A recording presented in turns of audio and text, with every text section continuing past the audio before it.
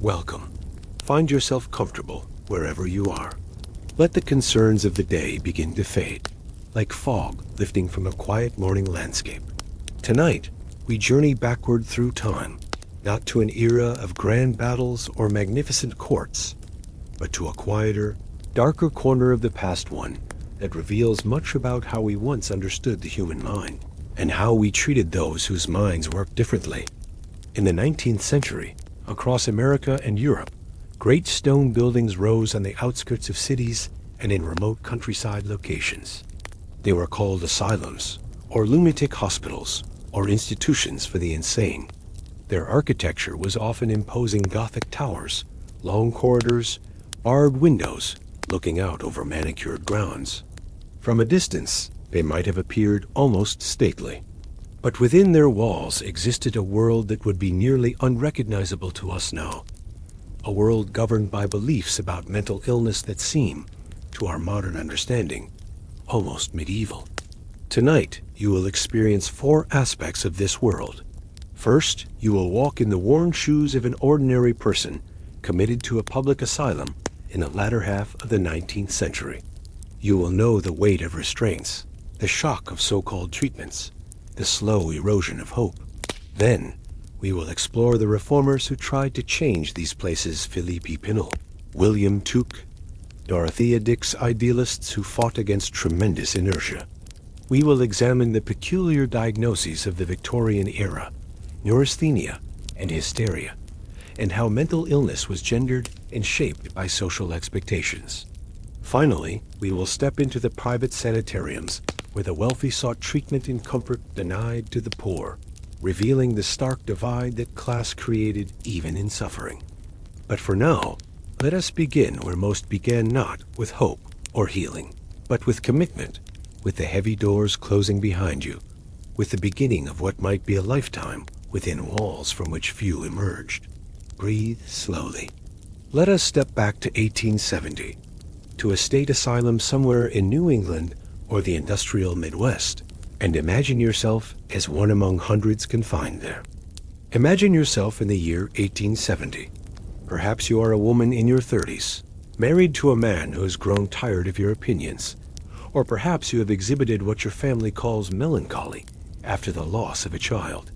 Perhaps you are an elderly immigrant without family, whose occasional confusion and poverty have made you a burden to your community. Perhaps you are simply inconvenient, too vocal, too strange, too difficult to manage within the ordinary structures of family and society. The path to the asylum is often alarmingly simple.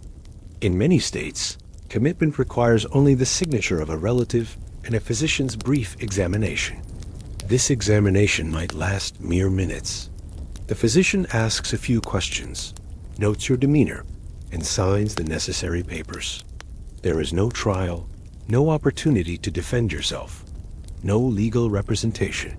Once the papers are signed, you become a ward of the state, and your rights to property, to freedom, to self-determination vanish like morning mist. You might protest, naturally. You might insist that you are perfectly well, that this is a mistake or a conspiracy. But protest itself becomes evidence of your condition. Agitation, they call it. Excitability. Mania. The more forcefully you argue for your sanity, the more you demonstrate to those who have decided your fate that you require institutional care. The journey to the asylum might be by wagon, or, if you are fortunate, by rail. You are accompanied, guarded, really by a sheriff or a deputy, or perhaps by family members whose faces you can barely meet. The countryside passes by the window. Farms, forests, small towns. Ordinary life continuing for everyone but you. The asylum reveals itself gradually. First, perhaps, the grounds acres of land, often farmland tended by patient labor. Then the building itself, massive and solid, built to last generations. These institutions were designed with a philosophy in mind, the Kirkbride Plan, named for Dr. Thomas Story Kirkbride, who believed that asylum architecture itself could promote healing. Long wings extending from a central administrative building, each ward receiving maximum sunlight and fresh air. The building situated in pastoral surroundings, far from the city's corrupting influences. It is a beautiful theory. The reality you encounter is somewhat different. You are brought to the main entrance, processed like cargo. Your personal belongings are removed: clothing, jewelry, any small tokens of your former life. You are given instead the asylum's uniform, rough cotton or wool, shapeless, marked perhaps with the institution's stamp. Your hair, if you are a woman, might be cut short for ease of management and to prevent lice. You are assigned a number. You are led through corridors that smell of carbolic soap and other, less pleasant odors imperfectly masked. The noise reaches you before you see its source. Hundreds of people confined together create a constant soundscape, voices calling out, some in conversation, others in private worlds of their own, crying, laughter that seems disconnected from joy, the rhythmic sounds of rocking, of pacing, of bodies in repetitive motion, the clank of metal, of locks and keys and chains. You are brought to your ward. The Kirkbride plan envisioned separate wards for different classes of patients: the excited and the melancholic, the clean and the untidy, the potentially curable and the chronic cases. In practice, overcrowding has rendered such distinctions nearly impossible. The ward is a long room lined with beds, perhaps 30 or 40 of them, sometimes more. In the most overcrowded institutions, beds are pushed so close together that there is barely space to walk between them. Some patients sleep two to a bed. In the worst moments of overcrowding, mattresses are laid on the floor in any available space. The air is thick and close, despite the tall windows. Ventilation systems struggle against the reality of too many people in too little space. The smell is something you will never quite grow accustomed to: unwashed bodies, chamber pots emptied irregularly, the particular scent of illness and despair. The institution provides baths, yes, but not frequently enough, and not for everyone. Imagine yourself sitting on your assigned bed. The mattress is thin, the blanket rough. Around you, your fellow patients pursue their various activities or inactivities. A woman rocks endlessly in a corner. A man stands at the window, looking out at the grounds, his hand tracing patterns on the glass. Others sit in blank stillness, their eyes focused on nothing in particular. Some converse quietly. Others rage, their anger crashing against the indifference of the walls, like waves against stone. The windows are barred, of course, not decoratively, but functionally heavy iron bars that divide the view into segments. Some windows, you notice, are covered with heavy mesh as well, adding another layer between the patients and the world. The asylum runs on a schedule as rigid as any factory. You rise at dawn, when attendants move through the ward, ringing bells or calling out. Chamber pots are collected, a process both hurried and inadequate. You wash your face and hands in cold water from a shared basin. Breakfast is brought to the ward: institutional food, heavy on bread and porridge, sometimes potatoes, occasionally meat of questionable quality. It is not meant to delight, only to sustain. After breakfast, if you are among the more functional patients, you might be assigned to work. The asylum, you discover, operates largely on patient labor. Women sew and mend, work in the laundry, clean the wards, work in the kitchen. Men tend the grounds, work the asylum farm, perform maintenance, chop wood. This labor is presented as therapeutic, useful occupation to distract the troubled mind, but it is also economically essential. The asylum could not function without its unpaid workforce. If you are not assigned to work, the day stretches before you with almost unendurable emptiness. There is little to do. Some wards have a few books, often religious in nature. There might be checkers or simple games. Mostly, there is sitting, waiting, the slow passage of hours marked only by meals, and the motion, changing quality of light through the barred windows. You begin to understand that boredom itself is a form of torture. The human mind, deprived of stimulation, of purpose, of control, begins to fold in on itself. You watch patients who have been here for years, decades even, and you see how institutionalization itself creates the very symptoms it claims to treat. They have forgotten how to make decisions, how to occupy themselves, how to exist outside these walls. The asylum maintains order through a hierarchy of control measures. At the top of this hierarchy is isolation. Each ward has small rooms, barely larger than closets, where troublesome patients are confined. These rooms contain nothing, no bed, no chair, no light, except what seeps under the door. Hours or days in such darkness, in such complete sensory deprivation, serve to break even the strongest will.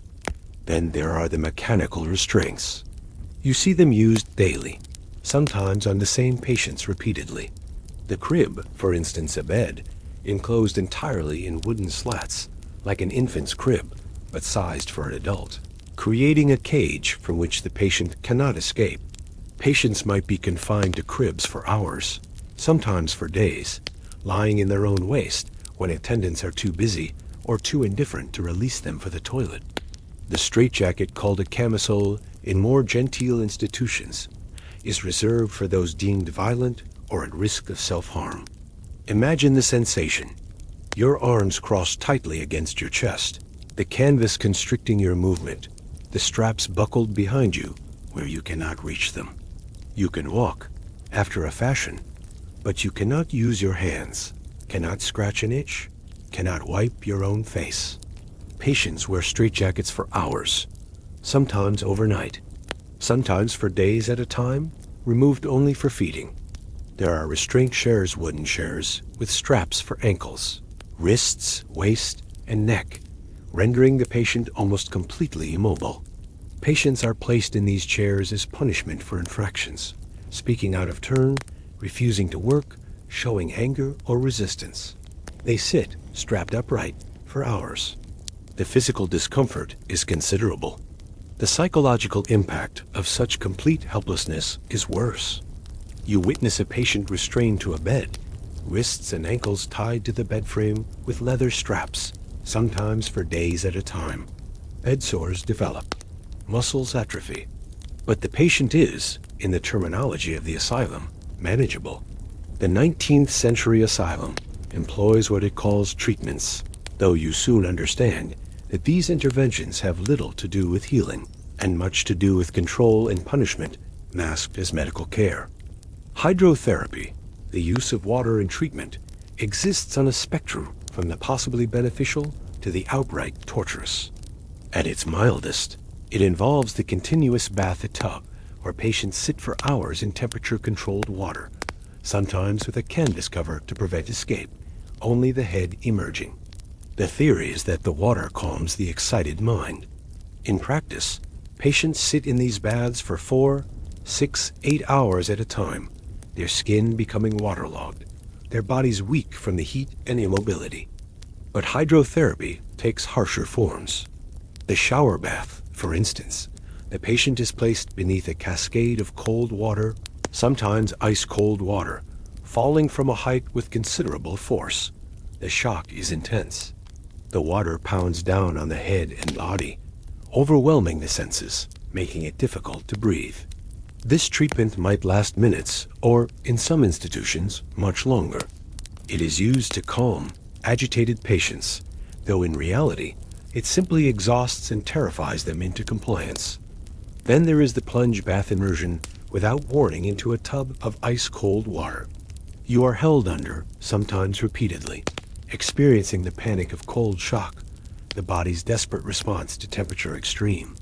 Attendants call this treatment useful for breaking fever, for shocking patients out of melancholic stupors, for a dozen other justifications. But you watch it administered, and it looks less like medicine than like drowning, stopped just short of death. Some asylums employ the Dusha high-pressure jet of cold water directed at the patient's body, particularly the head and spine. The pressure is painful. The cold is shocking. Patients emerge from such treatment shaking, sometimes bruised, always subdued. The rotary chair, or gyrating chair, sits in a room like an instrument of inquisition. It is exactly what its name suggests, a chair mounted on a pivot, which attendants can spin at various speeds. The theory, proposed by Dr. Benjamin Rush, the father of American psychiatry, is that rotation will restore balance to the disturbed mind by redistributing blood flow. You watch a patient strapped into this chair, wrists and ankles secured, a restraint across the chest. An attendant begins to turn the chair, slowly at first, then faster. The patient's head whips around. The room blurs into a continuous smear of color and light. Nausea comes quickly. Disorientation. The chair spins faster still. The patient vomits, often repeatedly, the sick running down their clothes since they cannot bend forward. The spinning continues until the patient loses consciousness, or nearly so, the desired endpoint of the treatment. When the chair finally stops, the patient is too dizzy to stand, too sick to protest, profoundly altered by the experience. This is called therapeutic. This is called medical treatment. But you see it for what it is: a method of breaking the will, of associating resistance with profound physical suffering, of teaching patients that compliance is the only path to avoiding torment.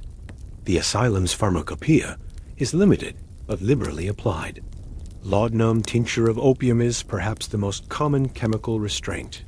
It is given for agitation, for sleeplessness, for depression, for mania, for almost any symptom that makes a patient difficult to manage. The dose is measured casually, with little concern for addiction or overdose. Patients become dependent quickly, their minds wrapped in opium's fog, their will to resist dissolved in narcotic haze. Chloral hydrate, a sedative introduced in the 1860s, becomes another favored tool. It is administered in liquid form, mixed with water or milk, sometimes forced down the throats of resistant patients. The effect is profound drowsiness, a disconnection from reality, a chemical straitjacket that requires no canvas or straps. Morphine injections for the agitated, bromides for the excitable, purgatives and emetics based on the ancient theory that mental illness stems from physical corruption that must be expelled from the body. Patients are made to vomit, to purge their bowels violently, weakening them physically, while providing no mental benefit whatsoever. You begin to understand that these substances are not truly treatments at all. They are tools of management. The asylum is understaffed, perhaps one attendant for 30 or 40 patients, sometimes more. Chemical sedation is simpler than actual care, cheaper than adequate staffing, more reliable than therapeutic intervention. A ward full of laudanum-dazed patients is a quiet ward, an obedient ward, a manageable ward. Before your commitment, you perhaps owned property, or had rights to wages, or could make contracts in your own name. All of this vanishes the moment you are declared insane. Your property passes to guardians, usually family members. Your ability to make legal decisions is nullified. You cannot sign documents, cannot marry or divorce, cannot conduct business, cannot vote. More immediately, you have no right to refuse treatment, no matter how painful or degrading. If the asylum doctor orders you strapped into the rotary chair, or plunged into ice water, or injected with morphine, your consent is not sought, and your refusal is meaningless. Resistance only brings additional restraint and additional punishment. You have no right to communication with the outside world. Letters are read by staff and can be withheld at their discretion. Visitors are permitted only with approval and under supervision. If you try to tell visitors about mistreatment, staff are present to contradict you, and your words are dismissed as the ravings of the insane. You have no right to legal recourse. Some patients attempt to petition for their release, to argue that their commitment was unjust. But asylum officials need not honor such petitions. The courts generally defer to medical judgment. If the asylum superintendent says you are insane, then insane you are, regardless of your own testimony to the contrary. This complete loss of rights creates a peculiar psychological state. You are an adult, but you are treated as less than a child, for children are at least expected to grow into autonomy. You are aware of your own powerlessness in every moment. Every aspect of your life is controlled by others. You eat when they say eat, sleep when they say sleep, wake when they say wake. You wear what they give you, go where they send you, do what they tell you to do. This infantilization, this utter dependence, becomes its own form of illness. Patients who might have retained some capacity for independence gradually lose it. The asylum creates the chronic mental patient, the institutionalized person who can no longer function outside the walls, who has internalized the powerlessness until it becomes identity. The attendants who staff the wards are, with rare exceptions, not trained nurses or medical professionals. They are working-class men and women, often immigrants, paid minimal wages for difficult, sometimes dangerous work. Some are compassionate. Many are indifferent. Some are cruel. The ratio of attendants to patients is absurdly low. One attendant might be responsible for 40 patients, expected to supervise, feed, manage, and control them all. This impossible task breeds shortcuts, frustration, and sometimes violence. Welcome. Find yourself in a comfortable position and allow yourself to settle in. Tonight, we're going to travel back more than 1,000 years to a world so concerned with beauty and elegance that the wrong shade of purple could end a career. A world where poetry was politics and politics was performed behind silk screens in hushed, careful whispers. We're journeying to Heian, Japan, a period spanning nearly 4 centuries, from 794 to 1185. The name itself means peace and tranquility. And in the sheltered pavilions of the capital city of Heian-kyo, what we now call Kyoto, the aristocracy cultivated a culture of extraordinary refinement. They perfected the art of aesthetic living to a degree perhaps never matched before or since. But this was also a world of profound contradictions. While courtiers composed exquisite poetry by moonlight, choosing robes with the proper seasonal colors became a matter of social survival. While the imperial court refined its ceremonies to moments of breathtaking beauty, real power was slipping away to provincial warriors, the aristocrats dismissed as crude and unlettered. While women created the world's first psychological novels, they remained hidden behind screens, their faces unseen by the men who courted them with carefully chosen Chinese characters brushed on scented paper. Tonight, you'll walk through this world. You'll experience the daily anxieties of a minor nobleman navigating impossible social hierarchies.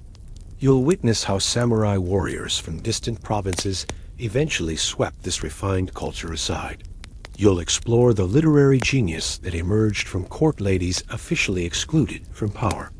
And you'll discover the harsh realities of life beyond the capital's elegant gates, the peasants, bandits, and warrior monks whose existence made aristocratic refinement possible, even as that refinement ignored their very presence.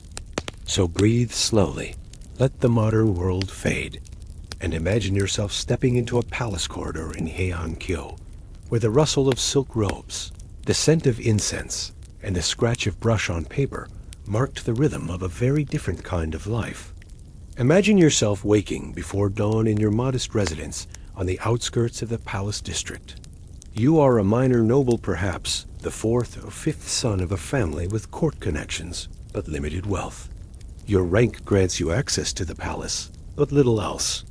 Your future depends entirely on navigating the intricate social hierarchies of Heian-kyo with perfect grace, never making an error that might be whispered about, never choosing the wrong color combination, never composing a poem that reveals you as less than thoroughly cultured. The pre-dawn darkness in your chamber is softened by the glow of a single oil lamp. The air carries the faint scent of hinoki cypress from the wooden walls and pillars, mixed with the lingering traces of yesterday's incense. Your sleeping mat is thin, the woven rush covering smooth from use. The room itself is small, divided by light wooden screens covered in paper that filters any illumination into a soft, diffuse glow. This is Shinrin-zukuri architecture on a modest scale, the same principles used in grand aristocratic compounds, but reduced, simplified, made affordable for someone of your limited means. Your attendant, a single servant, where a great lord might have dozens, kneels quietly nearby, waiting for signs that you've awakened. There is no rushing in this world, no frantic scrambling. Everything must appear graceful, considered, as if the mere act of dressing were a form of meditation. And in a sense, it is, because what you wear today, and how you wear it, will speak volumes about your cultural sophistication before you utter a single word. The choosing of robes is not simple. It is, in fact, an art form so complex that aristocrats spend years learning its subtleties. And even then, a single miscalculation can become the subject of cruel court gossip. You must consider the season, not just winter or summer, but the precise microseason within the aristocratic calendar. Early autumn has different color requirements than mid-autumn. The 20th day of the 9th month demands different combinations than the 5th day of that same month. Your attendant brings forth layers of silk robes. The kassanai, the layered clothing combinations, are the very grammar of Heian court aesthetics. For men of your rank, there are perhaps 10 layers to consider, each one slightly visible beneath the one above, creating a subtle gradation of color at the collar and sleeves. The effect, when done properly, is like a watercolor painting in fabric, each shade bleeding gently into the next, the whole ensemble suggesting poetic illusions, seasonal awareness, and refined sensibility. Today, in the early 10th month, you choose combinations that suggest the deepening of autumn. An outer robe of russet, beneath it a layer of dark orange and burnt sienna, then gradations moving toward brown and deep green. At the innermost layer, perhaps a whisper of white, a suggestion of frost, of the coming winter. Each color has a name, often poetic: color of fallen leaves, persimmon, pine darkness. The combinations themselves have names too, traditional patterns known to anyone with proper education. Crimson leaves, perhaps, or late chrysanthemum. But you must be careful. Choose colors too bold, and you seem to be reaching above your station. Choose them too safe, and you appear timid, uncultured, without aesthetic courage. Choose a spring combination in autumn, and you become a laughingstock. Choose an evening combination for a morning event, and whispers will follow you through the corridors for weeks. Your attendant helps you into layer after layer, smoothing each one, adjusting the way each collar lies so that the gradation of colors is visible but subtle. The silk is cool against your skin, then gradually warming with your body heat. The weight of all these layers is considerable. You move more slowly, more deliberately, which is precisely the point. Grace in this world is measured, never hurried. Over everything goes the formal outer robe, the ho, with its long trailing train and stiffly starched sleeves that extend well beyond your hands.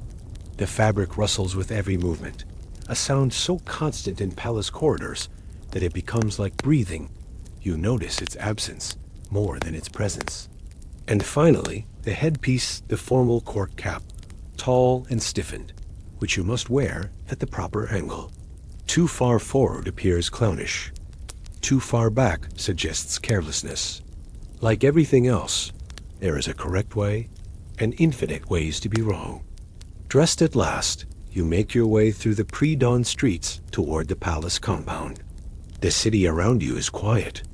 Heian-kyo is laid out in a grid pattern, modeled on the Chinese capital of Chang'an, with broad avenues running north-south and east-west. But unlike Chang'an's bustling commercial vitality, Heian-kyo has always been primarily an administrative and aristocratic center. The common people live here too. Of course, the artisans who make the robes, the servants who carry aristocrats in their ox carts, the merchants who import incense and paper, and all the materials necessary for refined living. But they inhabit a different city, one that exists in the spaces between aristocratic consciousness. You notice, as you walk, the way morning mist clings to the ground, softening the outlines of buildings. The sound of your own footsteps on packed earth. A rooster crowing somewhere in the distance. The city smells of wood smoke from cooking fires, of earth still damp with dew, of the vaguely marshy odor of the Kamo River that runs through the eastern part of the city. These are the real smells of the capital, but they are not the smells that will surround you once you enter the palace grounds. There, everything will be perfumed, curated, made beautiful. The palace compound is vast, or rather, the complex of aristocratic residences and administrative buildings that cluster around the imperial palace proper. You enter through a gate where guards, dressed in armor that seems almost incongruously martial in this aesthetic world, barely glance at you. Your robes mark you as belonging, as someone with the right to enter. They don't need to question. You make your way along covered corridors that connect one building to another. This is the fundamental principle of Shinden-zukuri architecture, a main hall, or shinden, with subsidiary buildings arranged symmetrically around it, all connected by roofed walkways that allow movement between structures without exposure to rain or sun. The effect is of a complex that is both open and protected, with buildings that look out onto carefully designed gardens, with every view composed like a painting. The gardens themselves are works of art. Artificial hills rise and fall in carefully calculated proportions. Ponds reflect the sky and the surrounding buildings. Streams meander according to aesthetic principles derived from Chinese geomancy, crossed by elegant bridges painted in red lacquer. The plants are chosen for their seasonal beauty: cherry trees for spring, irises for early summer, bush clover for autumn. Even now, in the early 10th month, you can see the calculated beauty of autumn colors, the way certain trees have been positioned, so their falling leaves will scatter across specific rocks, creating compositions of studied casualness. You learn quickly which attendants to avoid, which are quick with their hands, which use restraints as first resort rather than last. You witness casual brutality, a patient slapped for speaking out of turn, another shoved roughly against a wall for moving too slowly. These small violences accumulate, creating an atmosphere of fear that keeps patients compliant. Some attendants take advantage of their power in more disturbing ways. Patients, especially women, have no protection against assault. They are not believed if they report abuse. Their word, the word of the insane, carries no weight against the word of staff. Pregnancies occur in asylums, the result of assault, and the women who bear these children have no recourse, no justice, no acknowledgement of the crime committed against them. The attendants themselves are often traumatized by their work. The constant exposure to suffering, the impossible expectations, the violent patients, the low pay, the lack of support, it creates a workforce that is often bitter, sometimes alcoholic, frequently harsh. The asylum damages those who work there, as well as those confined there. In theory, the asylum houses only the mentally ill. In practice, you find yourself sharing quarters with a remarkable variety of human difference, all categorized under the single umbrella of insanity. There are the epileptics, confined because their seizures frighten their families, and because 19th century medicine often conflates epilepsy with mental illness. You watch them seize, falling to the floor, their bodies convulsing, and you watch the attendants respond with irritation rather than medical care, sometimes with restraint to prevent the person from disturbing others. There are people with intellectual disabilities, called idiots or imbeciles in the cruel terminology of the era. They have been sent here because families could not care for them or communities would not tolerate them. They are not ill in the sense of needing treatment. They simply need support and accommodation that the outside world refuses to provide. The asylum is not designed for their needs, and they suffer from the confusion, the violence, the complete unsuitability of the environment. There are elderly people with dementia, confused and frightened, calling for family members long dead or homes long sold. The asylum has no special provision for their care, no recognition that their condition is distinct from madness. They wander the wards when permitted, or sit in bewildered silence, or cry out in frustration at their own failing memories. There are people whose only illness is poverty. Old, unable to work, with nowhere else to go, they have been committed as public charges. The almshouse, or the asylum, The choice is between two forms of institutional confinement, and someone has chosen for them. There are people suffering from what you would recognize as genuine mental illness, what might now be called schizophrenia, or bipolar disorder, or severe depression. They hear voices, see visions, swing between poles of mania and despair. For them, the asylum offers no effective treatment, only containment. Their conditions are chronic, and the asylum makes them worse through isolation, through the trauma of institutional life, through the complete absence of anything resembling actual therapy. And there are people like you, perhaps people who are not ill at all, who have been committed for being inconvenient, for violating social norms, for angering someone with the power to lock them away. Women committed by husbands for being too independent, too sexual, too opinionated. Immigrants committed for speaking in tongues, which is to say, speaking their native language. People who have had temporary breakdowns after trauma or loss and been permanently institutionalized. People whose poverty and desperation has been redefined as insanity. All of you together, all these different categories of human experience and need, all confined together with no differentiation in treatment or care. You begin to absorb the asylum's understanding of why you and your fellow patients are here. The dominant theories of mental illness in the late 19th century focus on moral failure and physical vice. Masturbation, you learn, is considered a primary cause of insanity. Medical texts describe in grave detail how self-pollution leads to nervous exhaustion, mental deterioration, and eventual madness. Young men and women are interrogated about their habits, examined for physical signs of the vice, subjected to treatments meant to prevent it, mechanical devices, cold baths, threats of worse consequences. Moral weakness is another common explanation. Mental illness is seen as a failure of character, a giving in to base impulses, a lack of proper self-control. The treatment, therefore, is discipline, structure, punishment masquerading as correction. If you are here, the reasoning goes, it is because you have failed to properly govern yourself, and the asylum will govern you until you learn to govern yourself, if you ever do. Heredity is invoked to explain why some families seem prone to madness. The science of genetics does not yet exist, but physicians speak confidently of bad blood, of tainted family lines, of conditions passed from parent to child. If your mother was melancholic or your father drank, these become explanations for your own condition, and also predictions. You will likely never recover, and you should certainly never reproduce.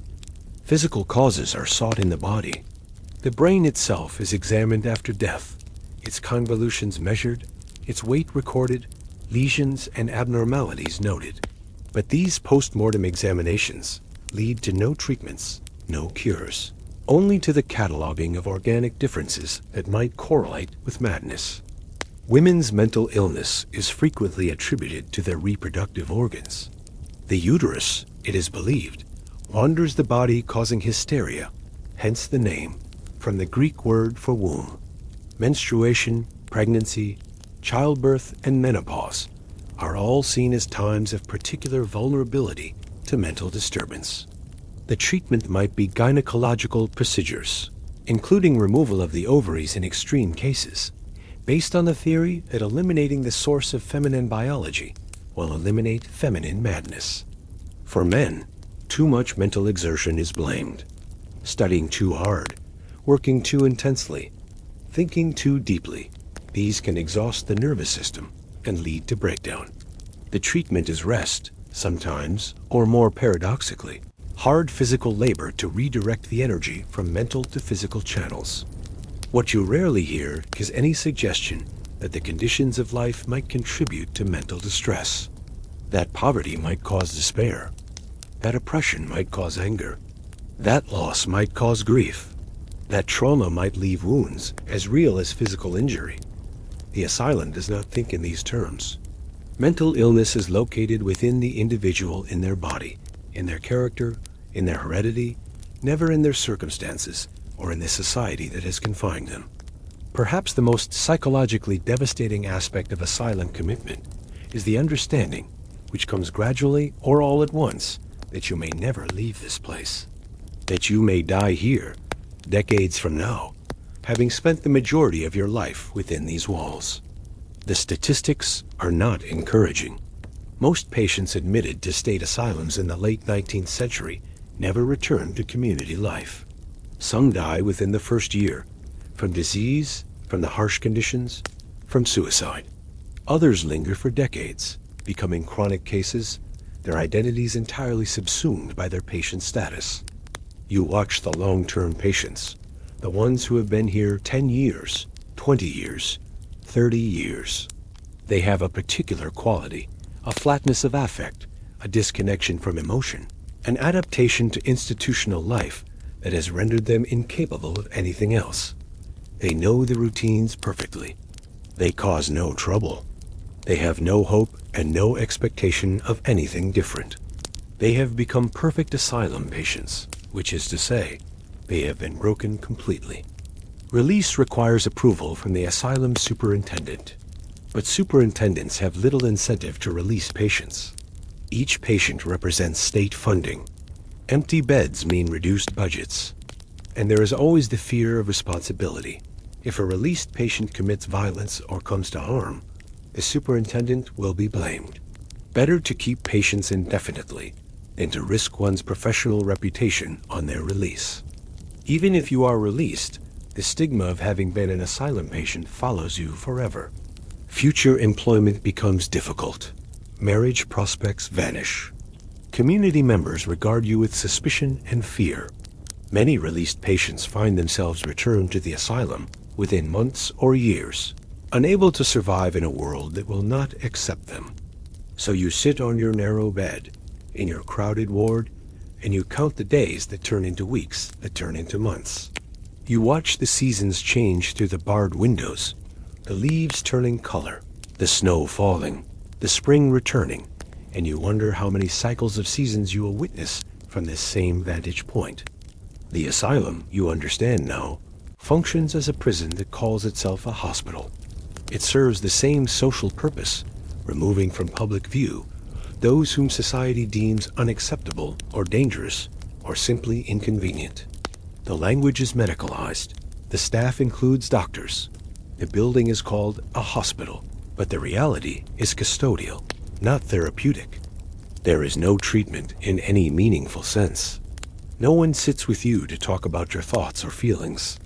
No one asks about your history, your trauma, your pain. The doctors make their rounds, but these are cursory. A brief observation from a distance, a question or two, a note made in your file.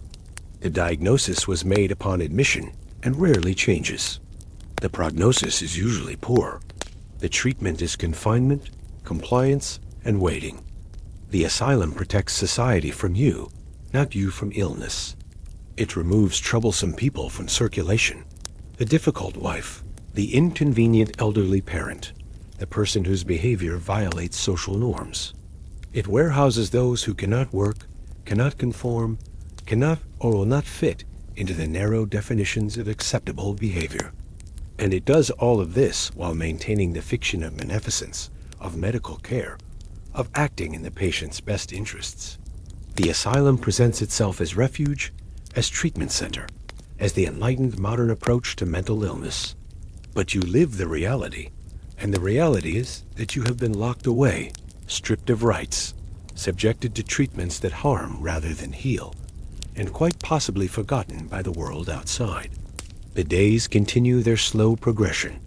The routine never varies. The seasons cycle through their changes. And you remain, one among hundreds in an institution that was never designed to free you, only to contain you. But let us step outside those walls for a time. Let us move from the patient's perspective to those who looked at the asylum system and saw not inevitable necessity, but profound injustice. Even in the darkest periods of institutional care, there were individuals who believed that another approach was possible, that mental illness did not require chains, that treatment need not be torture, that the mentally ill were still human beings deserving of dignity and compassion. The reform movement in mental health care spans the entire 19th century. a slow and often frustrating effort to transform institutions built on punishment into places of genuine healing. The story is neither simple nor entirely triumphant. Reforms succeed and then fail. Idealism founders on the rocks of inadequate funding. New institutions opened with hope become, within decades, as overcrowded and brutal as those they were meant to replace.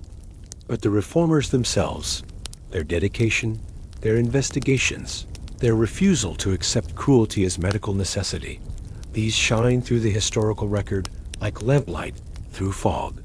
Let us meet them now, beginning in revolutionary France at the close of the 18th century.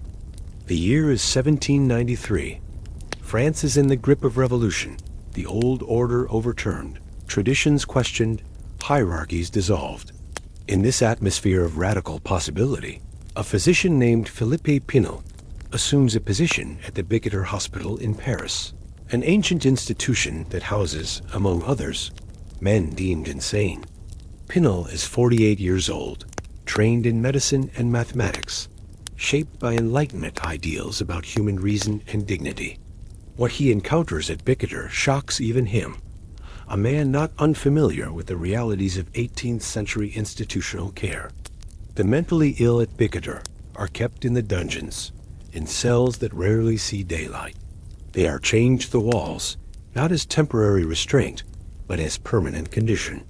Some have worn chains for decades, the iron cuffs wearing grooves in their flesh, the weight of the chains as familiar as their own skin. They are fed through slots indoors, like animals. They sleep on stone floors in their own filth. No treatment is attempted, no cure expected. They are simply held, chained, and contained until death releases them. Pinel observes this and asks a question that seems, to the hospital administrators, almost incomprehensible. What if we remove the chains? The response is predictable. The men are dangerous, he is told, violent, uncontrollable. The chains are necessary for the safety of staff and of the patients themselves. To remove the chains would be to invite chaos, assault, perhaps murder. Pinel persists. He proposes an experiment. Allow him to unchain a few patients to observe what happens. The authorities are skeptical, but France in 1793 is a place where old certainties are being questioned daily. Permission is granted, reluctantly. The moment of unchaining has become legend, burnished by repetition into symbol. Picture Pinel descending into the dungeons with an assistant, approaching men who have been chained for years, some for decades. There is an Englishman named Chevigny, chained for 40 years, believed to be exceptionally dangerous. Pinel speaks to him, explaining what he intends to do, asking for Chevigny's promise not to harm anyone if released. Imagine the moment when the locks open, when the chains fall away. The weight that has been present for so long suddenly absent. The freedom to move arms fully, to stand without restriction, to walk more than the few feet the chains permitted. Some accounts say Chevigny wept. Others say he simply stood silent, overwhelmed by the sudden change. And then, contrary to all predictions, he did not attack, did not rage, did not need to be immediately rechained. Instead, he walked outside for the first time in 4 decades, looked at the sky, and felt the sun on his face. Pinel continues the experiment. More patients are unchained. Some are indeed difficult, agitated by the sudden change, but they are not the violent beasts that institutional wisdom had claimed. They are human beings, responding to being treated as human beings. Pinel documents his findings.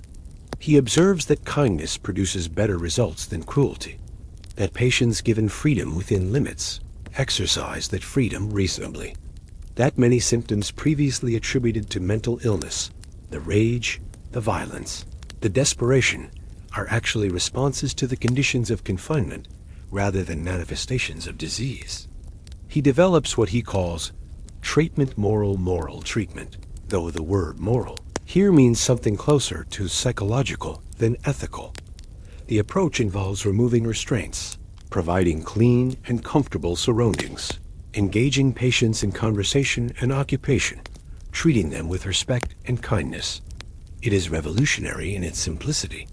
It suggests that the mentally ill are not fundamentally different from others, that they respond to the same basic human needs for dignity, purpose, and compassionate care. Pinnell moves to the Salpêtrière Hospital, where women are confined, and implements similar reforms. He keeps detailed case notes, documenting patient histories, symptoms, outcomes. He attempts to create a systematic classification of mental illnesses, believing that better understanding will lead to better treatment. He publishes his findings in 1801 in a treatise on insanity, which becomes influential across Europe. But observe what Pinnell does not do. He does not claim to cure mental illness. He does not pretend that kindness alone will resolve serious psychiatric conditions.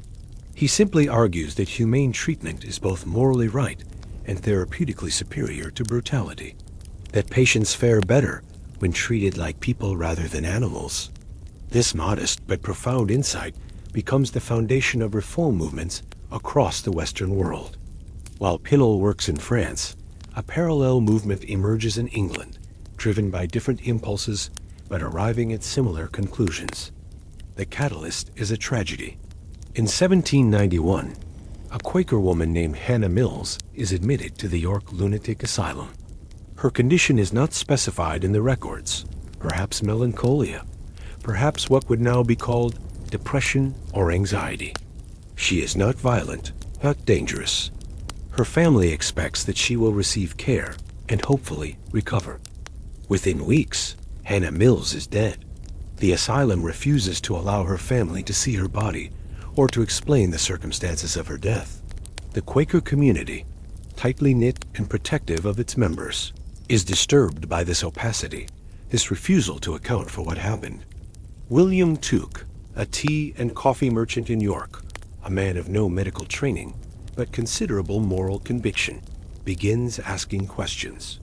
He visits the York Asylum and is appalled by what he finds conditions similar to those Pinnell encountered at Bicketer, patients chained and confined in squalor, treated with casual brutality. Tuke, a practical man, decides to create an alternative. If the existing asylum is a place of suffering, then the Quaker community will establish its own institution, one operated on different principles. In 1796, the York Retreat opens its doors. The name itself is significant, not asylum, not hospital, not institution, but retreat. A place of refuge, of safety, of withdrawal from the world's harshness. The building is designed to look like a country house rather than a prison. It sits in pleasant grounds, gardens that patients can walk through freely. The windows are not barred, though they are designed to prevent jumping. The rooms are clean, simply furnished, but comfortable, more like modest bedrooms than cells. The approach to treatment embodies Quaker values, the belief in that of God in every person, the commitment to nonviolence, the emphasis on community and mutual responsibility. Patients are called residents or guests, not inmates. Staff are expected to treat them with unfailing courtesy and respect. There are no chains, no mechanical restraints except in the most extreme circumstances, and even then, only temporarily. Instead of restraint, the retreat employs what it calls moral suasion. Patients are expected to exercise self-control, and the expectation itself encourages self-control. They are given responsibility for their own behavior, for simple tasks, for contributing to the community. They are engaged in conversation, their opinions sought and valued. They participate in group activities, reading, handwork, gardening, games. The daily rhythm of the retreat is structured but gentle. Patients rise at a regular hour, take breakfast together in a common room, engage in occupation throughout the day, dine together in the evening, retire at a set time. The routine provides predictability and stability without the harsh regimentation of the asylum. It resembles, deliberately, the rhythm of an ordinary household. Imagine yourself as a patient at the York Retreat in 1800. You wake in a small but private room, sunlight coming through real windows. You wash with warm water provided in a basin. Dress in your own clothes, not a uniform, but actual clothing belonging to you. You go downstairs to the dining room, where you sit at a table with other patients and staff, eating simple but adequate food from actual plates with actual utensils, not the tin cups and wooden spoons of the asylum. After breakfast, you might work in the garden, planting vegetables or tending flowers. Or you might join others in the workroom, sewing or woodworking or some other craft. The work is voluntary and varied, chosen to suit your interests and abilities. Staff work alongside you, not standing over you with the threat of punishment.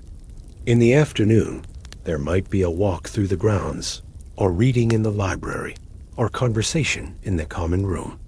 The superintendent, Samuel Tuke Williams' grandson, who takes over management and documents the retreat's methods, often joins patients for tea, discussing literature or current events, modeling normal social interaction.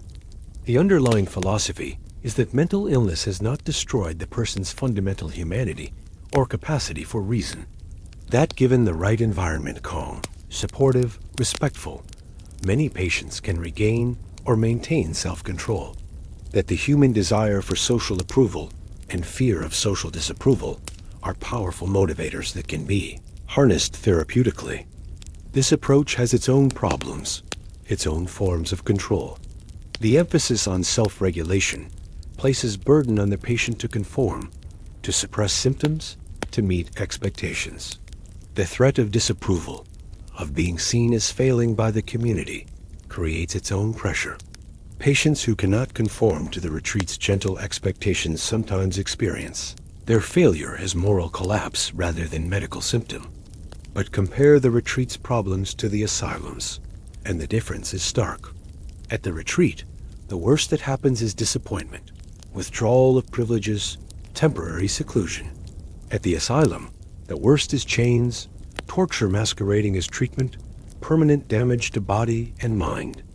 Samuel Tuke publishes Description of the Retreat in 1813, documenting the methods and outcomes. The book spreads the concept of moral treatment across England and to America. Other institutions are founded on similar principles. For a time, it seems possible that asylums might genuinely become places of healing, that the moral treatment approach might replace the custodial model. The early American asylums, established in the first decades of the 19th century, embrace moral treatment with genuine enthusiasm. The Friends Asylum in Philadelphia, opened in 1817, is explicitly modeled on the York Retreat. The McLean Asylum near Boston, the Hartford Retreat in Connecticut, the Bloomingdale Asylum in New York all adopt the principles of humane care, occupation, and respect for patients. These early institutions are small, serving perhaps 20 or 30 patients. They are private or semi-private, serving mostly middle-class families who can pay for care. The patient-to-staff ratio is high, perhaps one staff member for every 4 or 5 patients. The buildings are pleasant, the grounds extensive. Patients work in gardens, take walks, attend lectures, participate in discussions. And remarkably, these early asylums report significant success rates. The Hartford Retreat claims in the 1830s that more than 90% of recent cases are cured. Other institutions report similar numbers. These claims are almost certainly exaggerated, based on selective data and optimistic definitions of cure. But even accounting for exaggeration, it seems clear that patients in these small, well-staffed, humanely run institutions fare better than those in the traditional asylum. But there are problems from the beginning, problems that will eventually undermine the entire moral treatment experiment. The institutions are expensive to operate. The high staffing levels, the pleasant surroundings, the individualized care, all of this costs money. Private paying patients can fund only so many beds. The vast majority of mentally ill people are poor, unable to pay anything. State governments are reluctant to fund mental health care at the level moral treatment requires. When they do establish public asylums, they appropriate insufficient money. The buildings are constructed to house hundreds of patients. not the few dozen that moral treatment can effectively serve. Staffing is minimal. The beautiful grounds and pleasant furnishings are sacrificed for economy. The patient population changes as well. The early asylums served primarily people with acute conditions' recent onset of symptoms, often following clear precipitating events. These patients had the best prognosis for recovery. But as institutions grow, they accumulate chronic cases, people whose conditions do not improve, who remain in the asylum year after year. These chronic patients require different care, longer-term support, approaches that moral treatment's optimistic framework does not fully address. And then there is immigration. In the 1840s and 1850s, millions of immigrants arrive in America, particularly Irish Catholics fleeing famine. They are poor, often traumatized, speaking English as a second language, if at all, practicing a religion that Protestant America views with suspicion. When they develop mental illness, or when their behavior is deemed unacceptable, they are committed to the state asylums in enormous numbers. The asylums, designed for dozens, now house hundreds, then thousands. The moral treatment approach, which requires individual attention and humane interaction, becomes impossible to implement. The institutions slide back toward the custodial model, toward overcrowding and restraint, toward the very conditions that reformers thought they had left behind. By the 1850s, American asylums are in crisis. The gap between their stated ideals and their daily reality grows wider each year. Into this crisis steps a woman of extraordinary determination and limited patience for institutional failures. Dorothea Dix is 40 years old in 1842 when she first encounters the conditions that will define the rest of her life. She has been a teacher, a writer, a woman of moderate means and considerable intellectual interests. She is asked to teach a Sunday school class at the East Cambridge Jail in Massachusetts, a task she accepts without particular expectation. At the jail, she finds not only criminals but mentally ill people confined in unheated cells in the middle of a New England winter. When she asks why no heat is provided, she is told that the insane do not feel cold the way normal people do. This casually stated belief in the mentally ill's diminished humanity ignites something in Dix's anger that will fuel decades of advocacy. She begins investigating. She visits almshouses, jails, private homes, anywhere that the mentally ill might be found. What she discovers is both systematic and chaotic systematic neglect, chaotic cruelty. The mentally ill are kept in cages, literally penned like animals. They are chained in basements, in attics, in sheds. They are confined with criminals, with no differentiation between the mad and the bad. They are left naked in unheated spaces. They are beaten, starved, exhibited for entertainment. Dix documents everything. She is methodical, visiting institution after institution, taking notes, gathering testimony. She is also strategic. She understands that reform requires political action, which requires convincing legislators, which requires evidence that cannot be dismissed or denied.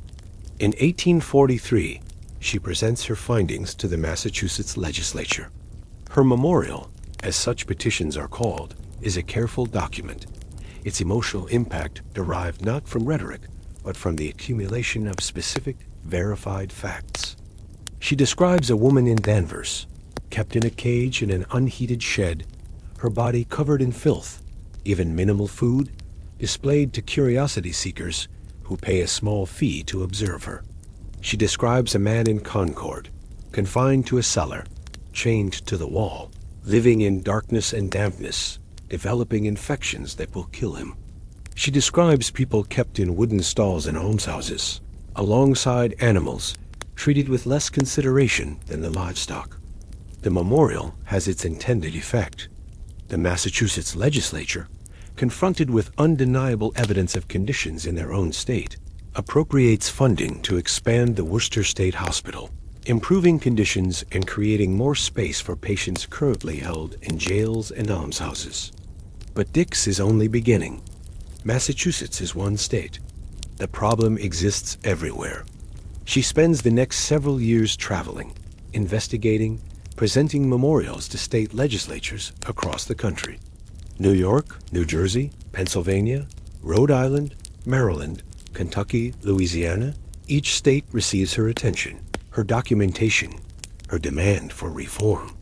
Imagine the physical demands of this work. Dix travels by train, by coach, by whatever means available. She is not a healthy woman. She suffers from tuberculosis and other ailments, but she pushes herself relentlessly. She visits institutions in winter cold and summer heat. She enters places of profound squalor and suffering, bears witness to horrors, and then composes careful, factual accounts designed to move legislators to action. Her approach is strategic in other ways as well. She frames mental illness not as moral failure, but as medical condition.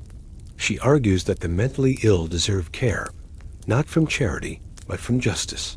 They are citizens. They have been struck by illness. The state has a responsibility to provide treatment. She emphasizes the possibility of cure, arguing that many patients can recover if given proper care, making asylum investment economically sensible as well as morally right. And she succeeds remarkably. Her advocacy leads directly to the founding or expansion of 32 mental hospitals across the United States. Entire state asylum systems are created in response to her investigations. She becomes a national figure, her name synonymous with mental health reform. But observe what happens to these institutions. Dix works so hard to create. They open with hope, with genuine commitment to moral treatment principles. They have dedicated superintendents, beautiful grounds, careful plans for therapeutic occupation, and respectful care. And then, within a decade or two, they overcrowd. Funding fails to keep pace with patient numbers. Staff are overworked and underpaid. The therapeutic programs are abandoned as impractical. The institutions become exactly what they were meant to replace: warehouses for the mentally ill, offering custody but not cure, containment but not care. Dix continues her work through the Civil War and beyond, but with increasing frustration. She sees the pattern repeat: investigation, advocacy, funding, initial success, gradual decline, eventual failure. The institutions she fought to create become, in her own lifetime, as problematic as those she worked to reform. Let us pause and consider why this pattern repeats so consistently. Why does reform fail, not once but repeatedly? Why do institutions founded on idealistic principles become, within years, as cruel and neglectful as their predecessors? The answer lies partly in economics. Moral treatment is expensive. It requires high staffing ratios, individualized attention, pleasant surroundings, therapeutic activities. State legislatures are willing to appropriate money for initial construction. A hospital is a visible achievement, a monument to progress. But they are far less willing to provide adequate ongoing funding. Operating budgets are easy to cut, and mental health care has few political advocates. The patients cannot vote, cannot petition, cannot organize politically. Their families are often relieved to have them confined and do not agitate for better conditions. Superintendents can complain about inadequate funding, but they have little leverage. So the institutions operate on insufficient budgets. They accept more patients than they can adequately serve, because turning away the mentally ill is politically difficult. They reduce staff, cut programs, make do with less. The high ideals of the founding era fade into the daily grind of managing too many patients with too few resources. The architecture itself contributes to the problem. The Kirkbride Plan, which dominates American asylum design in the mid-19th century, envisions buildings that can house hundreds of patients. The scale is institutional, not domestic. Even with the best intentions, it is difficult to create a therapeutic environment in a building designed for 500 people.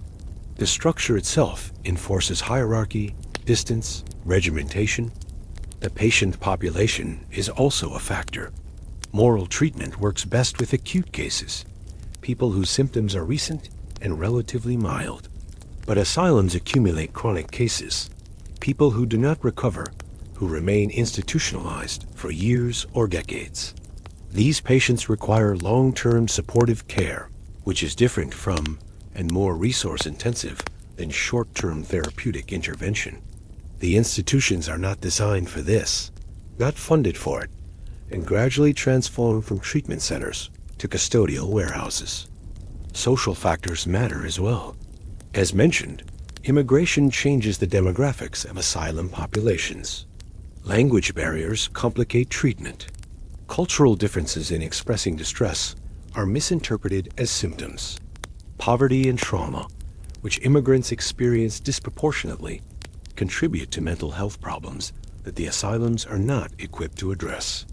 And there is simple prejudice. Asylum staff and administrators are less sympathetic to Irish, Italian, or Eastern European patients than to native-born Americans, less willing to see them as potentially curable, more comfortable confining them indefinitely.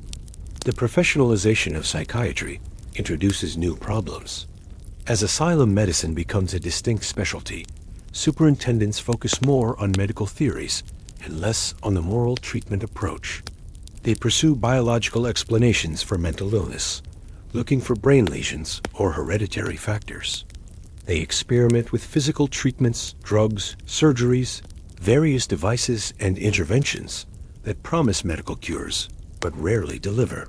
The kind superintendents of the early era, who sat with patients and conversed with them, give way to medical administrators who see patients primarily as cases, subjects of study, rather than people in need. And there is the fundamental contradiction at the heart of the asylum system. Institutions designed for custody cannot easily transform into institutions of care. The asylum's primary function, regardless of rhetoric, is to remove troublesome or unproductive people from society. Treatment is secondary to containment. Cure is less important than control. The humane reformers work against these structural realities, and the structural realities usually win. Yet the reformers continue their work, knowing the limits but persisting nonetheless. Let us consider a few more briefly, figures who contribute to the slow, incomplete progress of humane treatment. Samuel Gridley Howe, in Massachusetts, advocates for the mentally ill and other marginalized groups. He serves on investigating committees, writes reports, pushes for improved conditions. He is more skeptical than Dix about large institutions, arguing that smaller facilities more integrated with communities would serve patients better. But large institutions are what get built because they are economically efficient and politically appealing. Pliny Earle, superintendent of the Bloomingdale Asylum and later at the Northampton State Hospital, challenges the inflated cure rates that asylums report. He examines the data carefully and concludes that many claimed cures are nothing of the kind. Patients who are discharged only to be readmitted, symptoms that improve temporarily but recur, cases counted multiple times. His honesty is refreshing but demoralizing. If mental illness cannot be readily cured, what is the asylum for? The question lingers mostly unanswered. John Galt at Eastern State Hospital in Virginia experiments with removing all mechanical restraints, proving that even large public institutions can function without chains or straitjackets if properly staffed and managed. But his success depends on his personal leadership, and after his death, the institution slides back toward restraint and control. Isaac Ray writes extensively on the legal aspects of mental illness, arguing for better protection of patients' rights. He advocates for commitment procedures that include legal safeguards, for patients' right to communicate with the outside world, for periodic review of cases.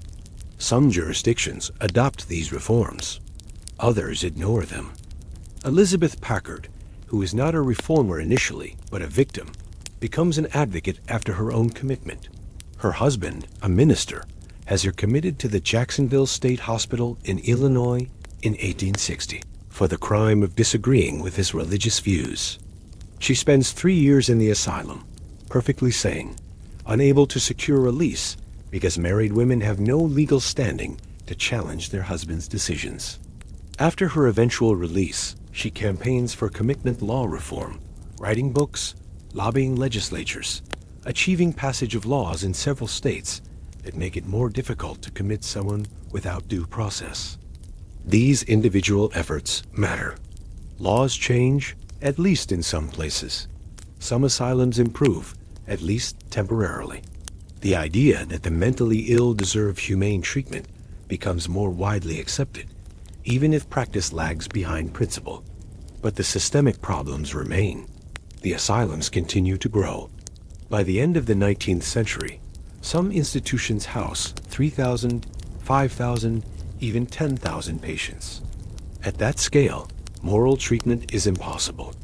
The daily reality is mass management patients, herded through routines, given minimal care, warehoused until death. What did the reformers share? These various individuals, working across decades and continents. They shared a belief in the mentally ill's essential humanity, in the possibility that humane treatment could produce better outcomes than cruelty, in the state's obligation to provide care rather than mere custody. They also shared, largely, a belief that mental illness could be cured, or at least significantly improved, with proper treatment. This optimism drove their advocacy. Why fund asylums if patients cannot recover? But the optimism proved largely unfounded. Some patients did recover, certainly, but many did not. Chronic mental illness remained chronic. The treatments available, moral treatments, kindness, occupation, and structure helped some, but could not cure serious conditions like schizophrenia or severe bipolar disorder.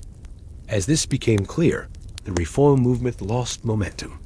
If mental illness is incurable, then why not simply confine patients as cheaply as possible? The asylums become resigned to custodial care, and the vision of the asylum as therapeutic environment fades. The reformers also generally accepted the asylum itself as the solution. Pinol, Tuke, Dix, all of them advocated for institutional care, just humane institutional care. The possibility that mental illness might be better addressed in communities, in smaller settings, with families given support to care for members at home. This rarely surfaces. The institution is assumed to be necessary. The only question is what kind of institution it should be. This assumption has profound consequences. It means that reform focuses on improving asylums rather than imagining alternatives to asylums. It locks the mental health system into an institutional model that, regardless of how well-intentioned, tends toward the problems we have discussed: overcrowding, underfunding, depersonalization, the transformation of treatment into custody. By 1890, the reform movement has achieved much and failed more. There are more asylum beds than ever before, more public acknowledgement that the mentally ill deserve care, more legal protections for patients, at least on paper. But the typical patient experience in a large state asylum differs little from what we described in the first segment. Overcrowding, inadequate staffing, routine use of restraints, lack of actual treatment, minimal hope of discharge. The reformers' vision has been implemented in fragments and then eroded by economic and social pressures the reformers could not overcome. Imagine Dorothea Dix in her final years. She dies in 1887, living in an apartment in the Trenton State Hospital, one of the institutions she helped to found. She can look out at the building and know that she created it, that without her advocacy, it would not exist. But she can also know, from reports and from her own observations, that it is overcrowded, underfunded, increasingly custodial rather than therapeutic.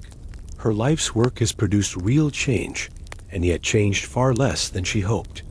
This is the melancholy reality of 19th century asylum reform. The gap between vision and implementation, between the initial enthusiasm and the eventual degradation, between what was promised and what was delivered. The reformers were not naive. They understood the obstacles. They knew that funding would be perpetually inadequate, that public attention would wane, that institutions would grow beyond manageable size. They advocated anyway, because the alternative, accepting the status quo of chains and dungeons and complete neglect, was unacceptable. And their advocacy did matter. The conditions of 1890, however grim, are better than those of 1790. Patients are not routinely chained. There is at least a theoretical framework of medical treatment rather than pure punishment. Legal protections exist, however imperfectly enforced. The idea that the mentally ill are human beings who deserve care has gained ground, even if practice does not always reflect that idea. But the fundamental problems, how to care for people with serious, chronic mental illness, how to fund such care adequately, how to balance individual liberty with the need for treatment, how to prevent institutions from becoming warehouses, these problems remain unsolved as the century ends. They remain, in many ways, unsolved still.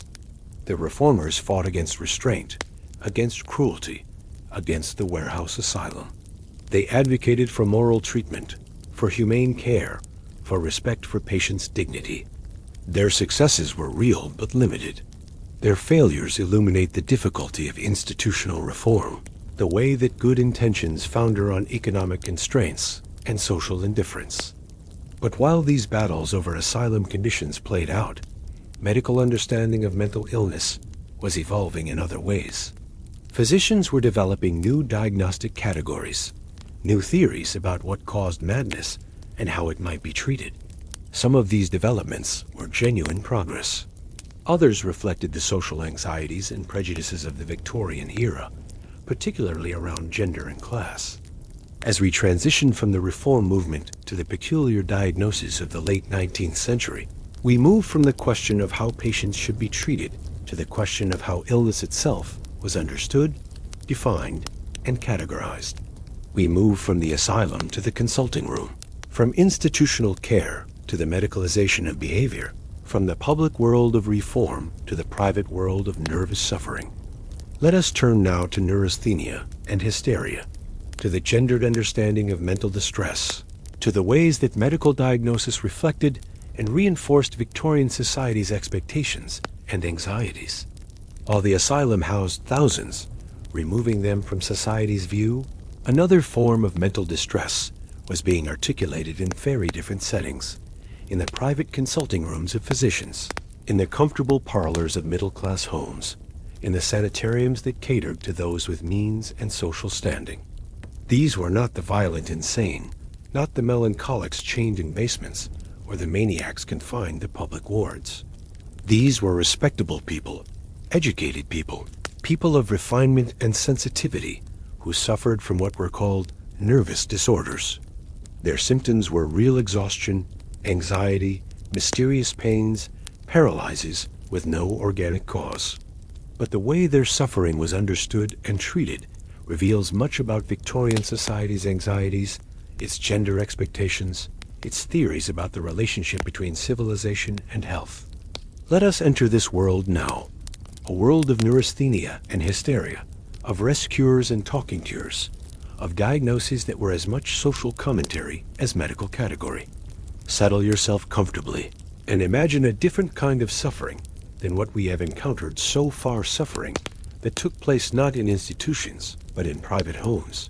That was discussed not in institutional records but in medical journals and popular magazines. That affected not the poor and marginalized but the educated and comfortable. The latter half of the 19th century sees an explosion of nervous disorders, or at least an explosion in the diagnosis of such disorders.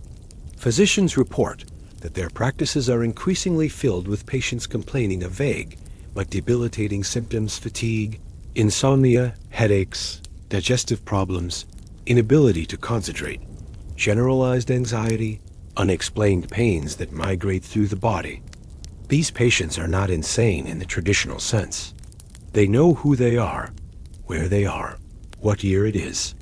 They can converse rationally, manage their affairs, maintain their social position, but they feel profoundly unwell, exhausted by life in ways that bed rest alone cannot cure.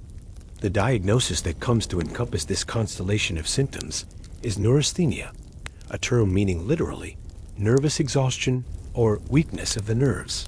It is popularized in America by Dr. George Miller Beard, a neurologist practicing in New York City, who publishes American Nervousness in 1881.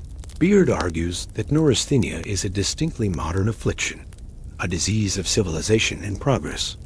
The nervous system, he theorizes, has a finite amount of energy, like a bank account that can be depleted. Modern life, with its rapid pace, its constant stimulation, its demands for mental rather than physical labor, drains this nervous energy faster than it can be replenished. Think of Beard's theory in the context of the times. The 19th century has brought unprecedented change: industrialization, urbanization, the railroad shrinking distances, the telegraph transmitting messages instantly across continents. Life has become faster, more complex, more demanding of mental adaptation. Beard suggests that human nervous systems, evolved for simpler times, cannot keep pace with these demands. Who suffers from neurasthenia? According to Beard and his colleagues, it is primarily the educated classes, the brain workers, rather than manual laborers. Businessmen exhausted by financial speculation, scholars depleted by intellectual work, ministers worn down by spiritual responsibilities, and educated women particularly, whose nervous systems are apparently especially vulnerable to overstimulation. A diagnosis carries a certain prestige. To be neurasthenic is to be refined, sensitive, highly evolved. It distinguishes the sufferer from the crude laborer whose robust nerves can withstand any strain, and even more significantly, from the truly insane locked away in asylums. Neurasthenia is a nervous disorder, not madness. It affects the cultivated, not the degenerate. Imagine yourself as a neurasthenic patient in 1885.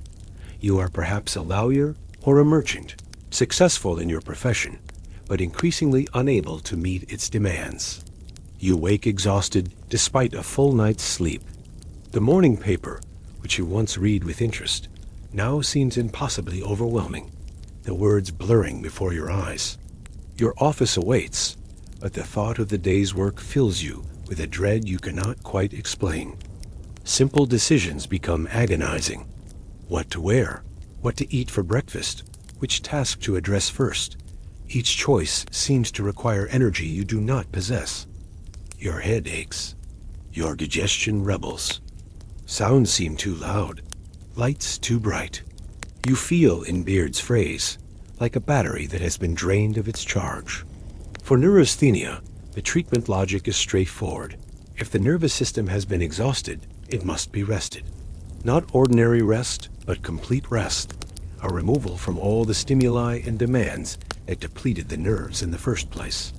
The most famous or infamous treatment protocol is developed by Dr. Silas Weir Mitchell, a Philadelphia neurologist whose reputation is immense. The rest cure, as Mitchell calls it, involves complete removal from normal life, typically for 6 weeks to 2 months.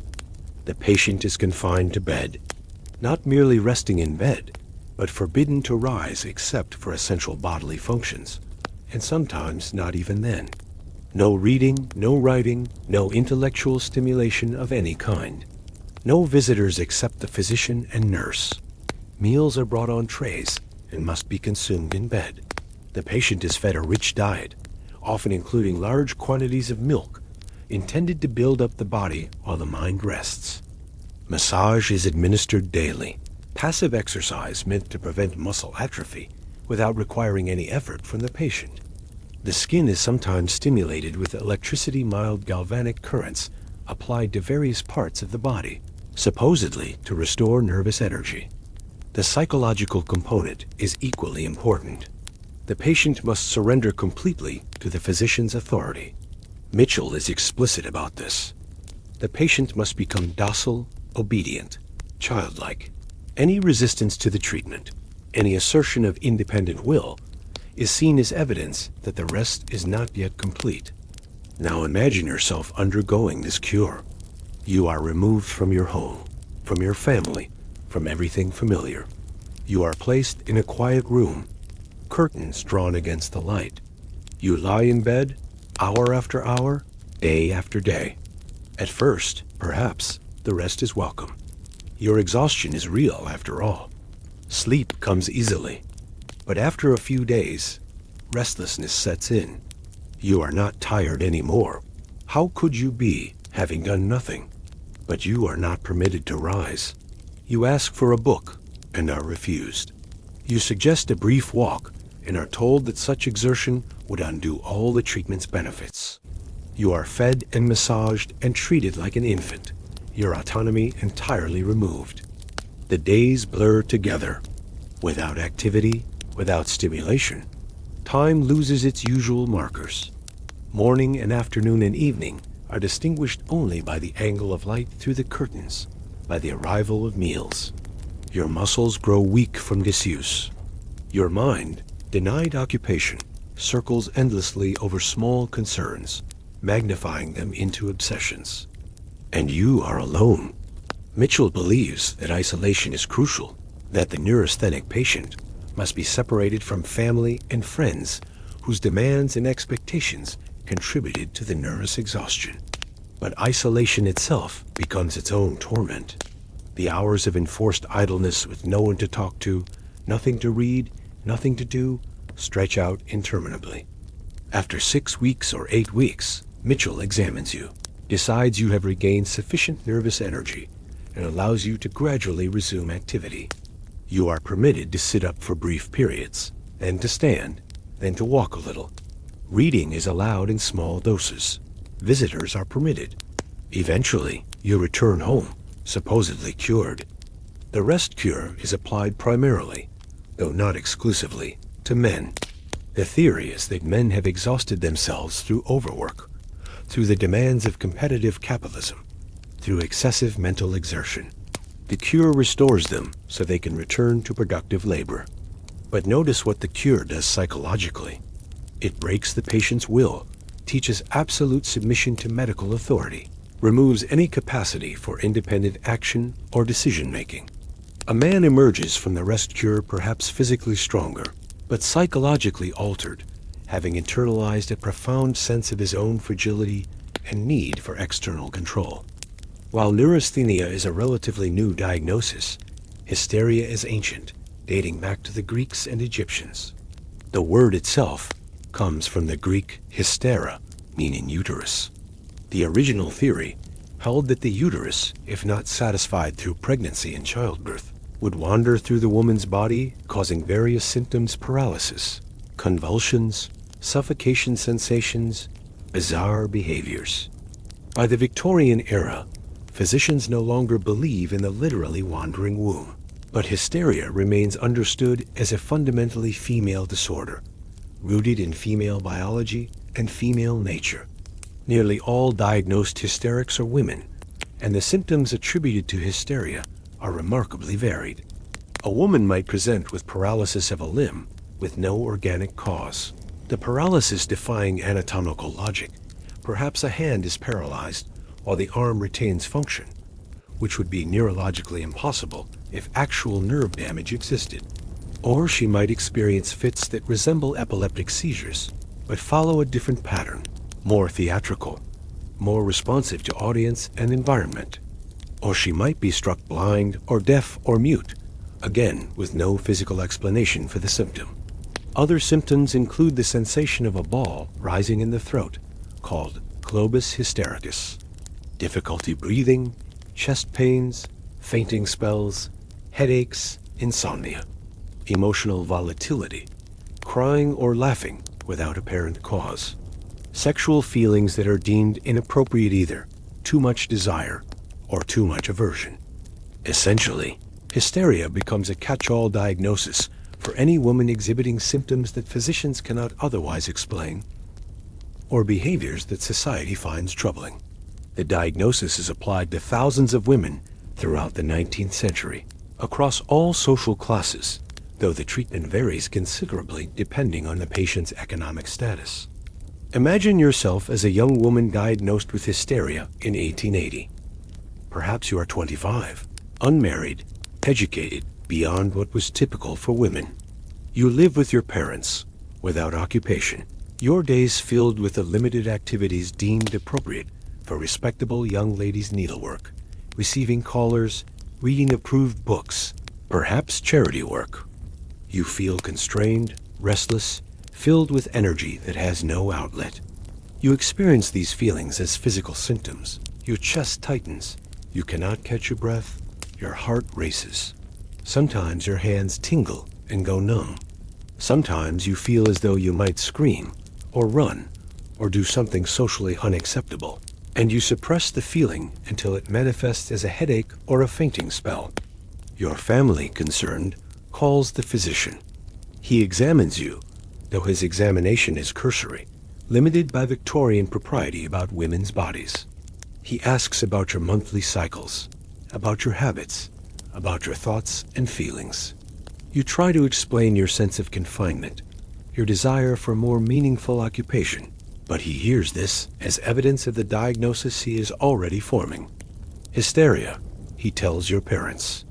A nervous disorder to which women are particularly susceptible, rooted in the reproductive system and in female emotional nature. The prognosis is uncertain. The treatment will depend on your family's means. For wealthy women diagnosed with hysteria, treatment might involve the rest cure, applied somewhat differently than for neurasthenic men.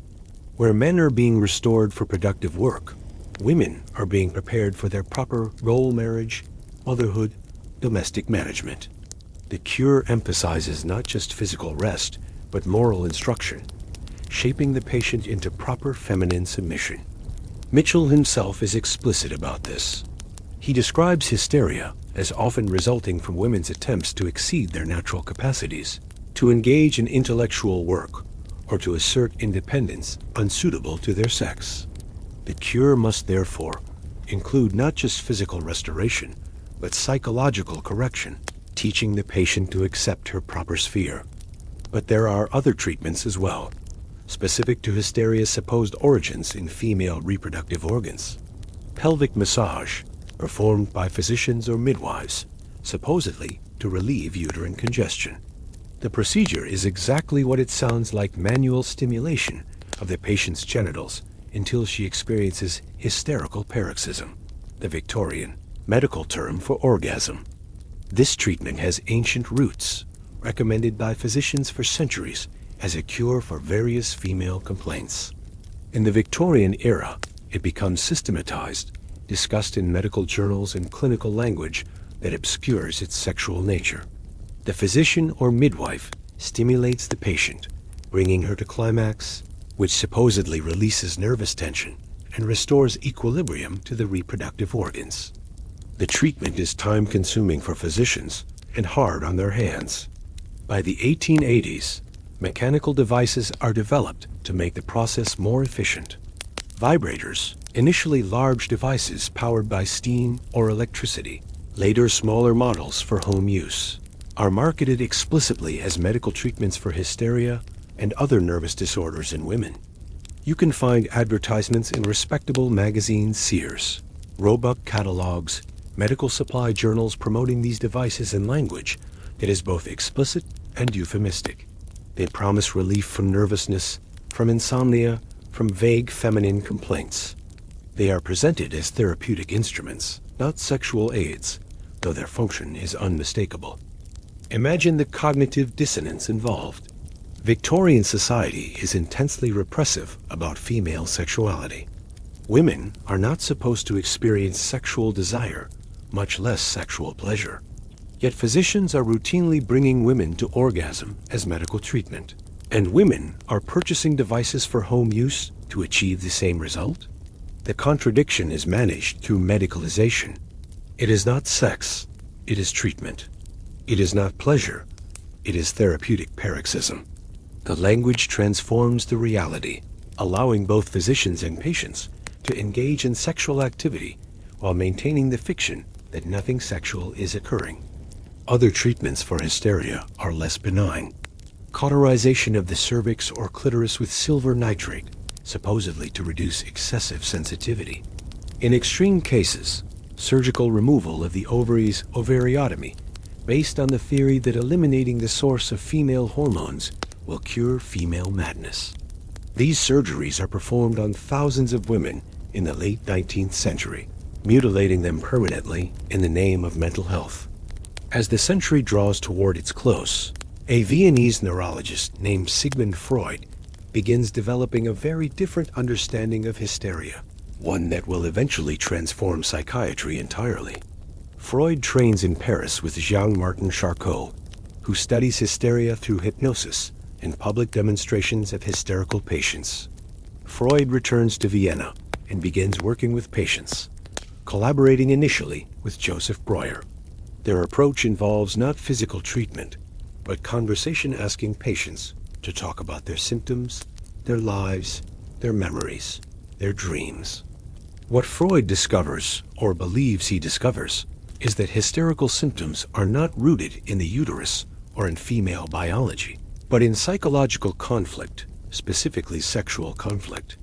He develops the theory that hysteria results from repressed sexual trauma, usually experienced in childhood, which the conscious mind has forgotten, but which continues to express itself through physical symptoms. The treatment is psychoanalysis, the talking cure, as one of Freud's patients calls it. The patient lies on a couch, the analyst sitting just out of view, and talks. The analyst listens, interprets, gradually uncovering the repressed memories and conflicts that supposedly underlie the symptoms. Once brought to consciousness and worked through analytically, the symptoms should resolve. Freud's theories are controversial from the beginning. His emphasis on sexuality shocks Victorian sensibilities. His claim that children have sexual feelings contradicts cherished beliefs about childhood innocence. His method is unverifiable. How can anyone prove or disprove interpretations of unconscious conflict? But psychoanalysis offers something that physical treatments do not. It takes the patient's subjective experience seriously. It suggests that symptoms have meaning, that they communicate something important about the patient's inner life. It treats the patient as an active participant in treatment, rather than a passive body to be manipulated. Imagine yourself as a patient in Freud's consulting room in Vienna in 1895. You recline on the couch, looking at the ceiling rather than at Freud. You are instructed to say whatever comes to mind, without censorship, without logical organization-free association.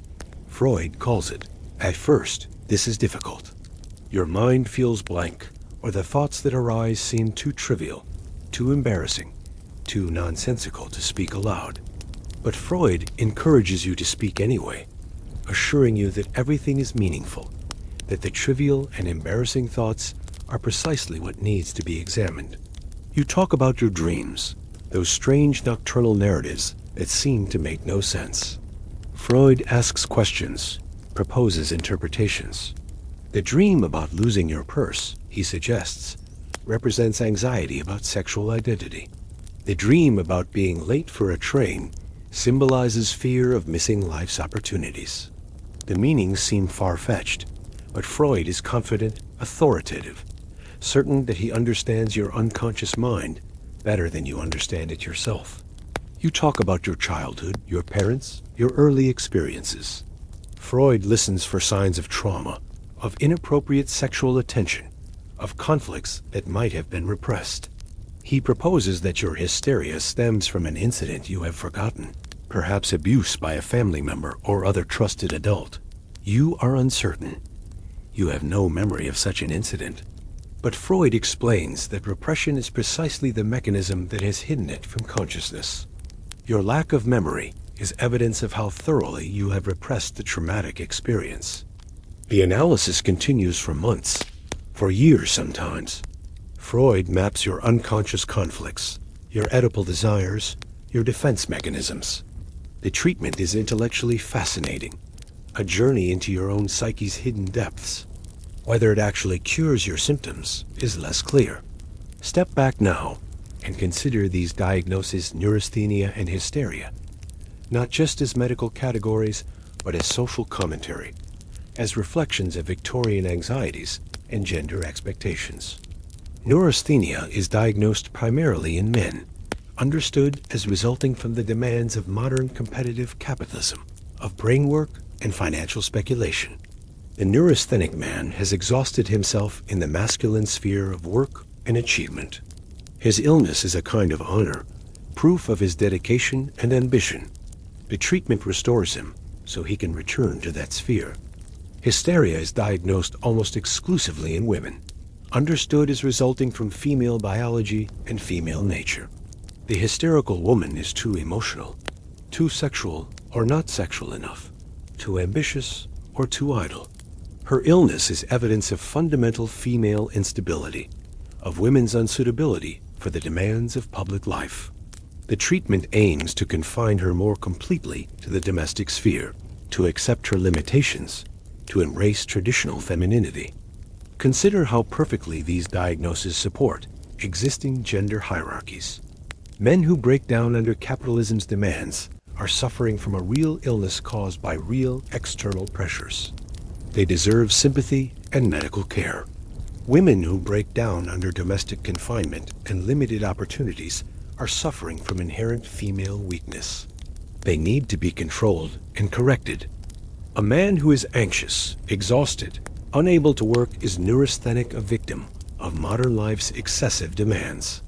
A woman experiencing the same symptoms is hysterical, someone whose biology makes her inherently unstable. The symptoms may be identical, but their meaning and treatment differ entirely based on the patient's sex. And notice how the treatments reinforce gender roles. The neurasthenic man undergoes the rest cure to be restored to productive work. The hysterical woman undergoes treatment to be prepared for marriage and motherhood, or to accept her spinsterhood more submissively. Neither treatment questions the social structures that might be contributing to the suffering. Instead, the goal is always adjustment, helping the patient fit into their prescribed role more comfortably. These diagnoses also reflect class divisions. Neurasthenia and hysteria are primarily middle and upper class diagnoses. The working class does not have the luxury of nervous exhaustion.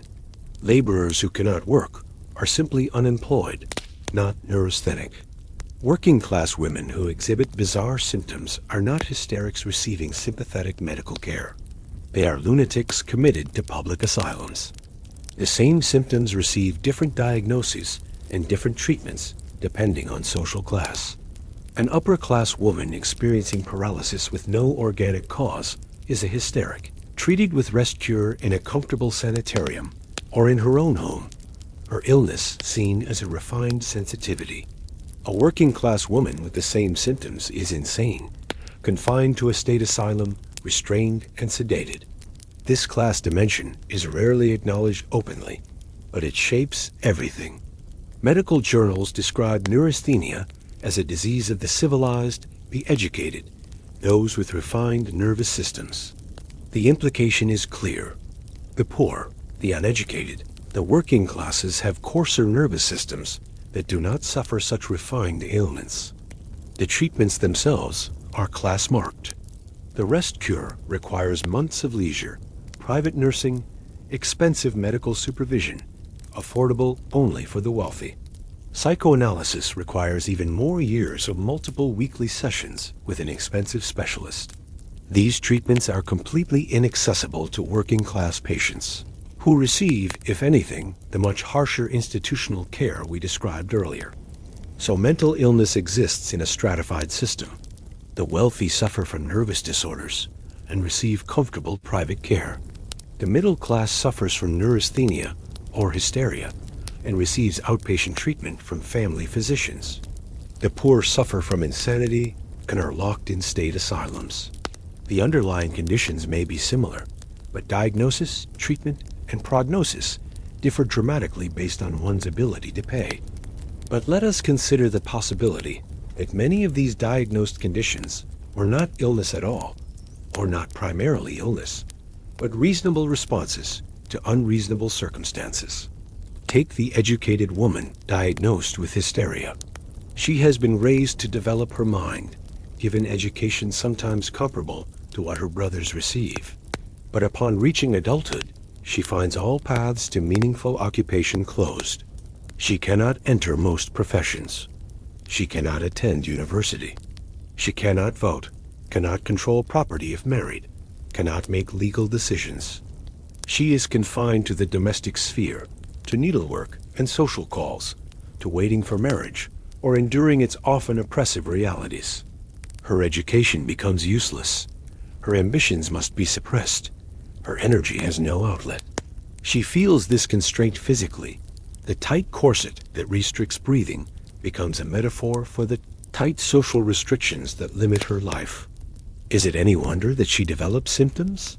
That her unexpressed anger and frustration manifest as paralysis, as suffocation, as fainting spells? That her body rebels against constraints her mind has been taught to accept? Charlotte Perkins Gilman, a writer and social reformer, undergoes Silas Weir Mitchell's rest cure and emerges not cured but worse. She writes The Yellow Wallpaper, a semi-autobiographical story about a woman driven to madness by enforced idleness and medical paternalism. Her narrator, forbidden to work or write, becomes obsessed with the wallpaper in her room, eventually hallucinating that a woman is trapped behind it, struggling to escape, a perfect metaphor for her own entrapment. Gilman recovers only by rejecting Mitchell's advice entirely, by leaving her marriage, by pursuing work and independence. Her hysteria was not illness but rebellion, her symptoms not disease but communication, her cure not submission but freedom. Or consider the neurasthenic businessman, exhausted by competitive capitalism, by the constant pressure to succeed, to accumulate, to compete. He works 12-hour days, 6 or 7 days a week. He faces financial uncertainty, the constant possibility of failure and ruin. He has no outlet for anxiety, no permission to acknowledge fear or vulnerability. Men must be strong, competitive, unfailing. Is his exhaustion a disease, or a reasonable response to unsustainable demands? Is his breakdown a medical condition, or a human limit finally reached? The diagnoses of neurasthenia and hysteria medicalize what might more accurately be understood as social problems. They locate the problem within the individual in their nervous system, their biology, their constitution, rather than in the social structures that create the suffering. The solution is therefore individual treatment, adjustment, adaptation, rather than social change. This brings us to a darker understanding of Victorian psychiatry, its function as social control, as a mechanism for enforcing conformity and punishing deviation. Consider what behaviors lead to diagnosis and treatment. For women, independence, ambition, sexual desire, rejection of marriage or motherhood, intellectual pursuits. For men, inability to compete successfully, questioning of capitalist values, emotional expression, weakness. These are not symptoms of disease. They are violations of social norms. The medical diagnosis transforms social deviance into pathology. The woman who demands the vote is not a political actor, but a hysteric whose uterus is disturbing her mind. The man who criticizes capitalism is not a social critic, but a neurasthenic whose overworked nerves have made him unreasonable. The treatment aims not to cure disease, but to enforce conformity. This is particularly clear in the treatment of women. The rest cure, pelvic massage, even psychoanalysis all emphasize the patient's need to accept traditional femininity, to abandon ambitions and independence, to embrace their proper role. A woman is considered cured when she stops complaining, stops demanding more from life, accepts her limitations cheerfully. Medical authority reinforces patriarchal authority. The physician becomes an agent of social control, using medical language and medical treatments to enforce gender norms that are really social and political. The husband who wants a more submissive wife can have her diagnosed and treated. The father uncomfortable with his daughter's independence can have her subjected to cure that will teach her proper submission. And because this is framed as medical care, as benevolent treatment, resistance becomes impossible. To refuse treatment is evidence of irrationality, proof that the treatment is needed. The woman who protests that she is not ill, that she simply wants more freedom, finds her protests interpreted as symptoms. The diagnosis is totalizing, inescapable. Yet we must also acknowledge that the suffering was real, even if the diagnosis was socially constructed. The women who experienced paralysis, fainting, mysterious pains, they were not malingering, not simply pretending. Their symptoms were genuine expressions of genuine distress, even if the distress stemmed from social oppression rather than biological disease. The body keeps the score, as we might say now. Unexpressed emotion, suppressed rage, denied autonomy, all of this manifests physically. The Victorian woman could not say, "I am furious at my confinement. I am suffocating under these restrictions. I am dying of boredom and wasted potential." Such statements were unthinkable, unsayable. But her body could say it for her, through symptoms that forced attention, that required care, that at least temporarily freed her from normal expectations. Hysteria, in this understanding, is communication when direct communication is impossible. It is agency expressed through the only channel available, the sick body that requires care and attention. It is both genuine suffering and unconscious strategy, both real illness and reasonable response. The neurasthenic man, similarly, experiences real exhaustion, real inability to function.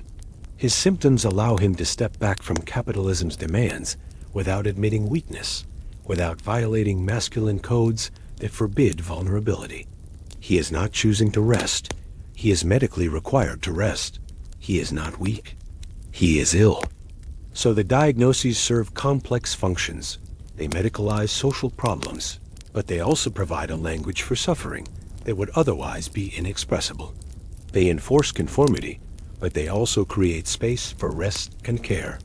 They pathologize normal responses to abnormal circumstances, but they also acknowledge that the suffering is real. As the 19th century ends, these diagnostic categories begin to shift and fragment. Neurasthenia falls out of favor, replaced by more specific diagnoses: anxiety neurosis, depression, obsessive-compulsive disorder. Hysteria persists longer, but also eventually fragments, its symptoms redistributed into new categories. Freud's influence grows. Psychoanalysis spreads beyond Vienna. The idea that mental symptoms have psychological meaning becomes increasingly accepted. The purely biological understanding of mental illness, the wandering womb, the depleted nerves, gives way to psychological theories, to the unconscious, to talk therapy. But the underlying dynamics persist. Mental illness diagnoses continue to reflect social anxieties and enforce social norms. The specific categories change, but the function remains, defining acceptable and unacceptable behavior, providing medical justification for social control, locating problems within individuals rather than examining social structures. And the class divide persists as well. The wealthy continue to receive sympathetic diagnosis and comfortable care. The poor continue to be labeled insane and institutionalized. The middle ground of outpatient treatment, of psychotherapy and medication, grows, but it remains accessible primarily to those who can afford it.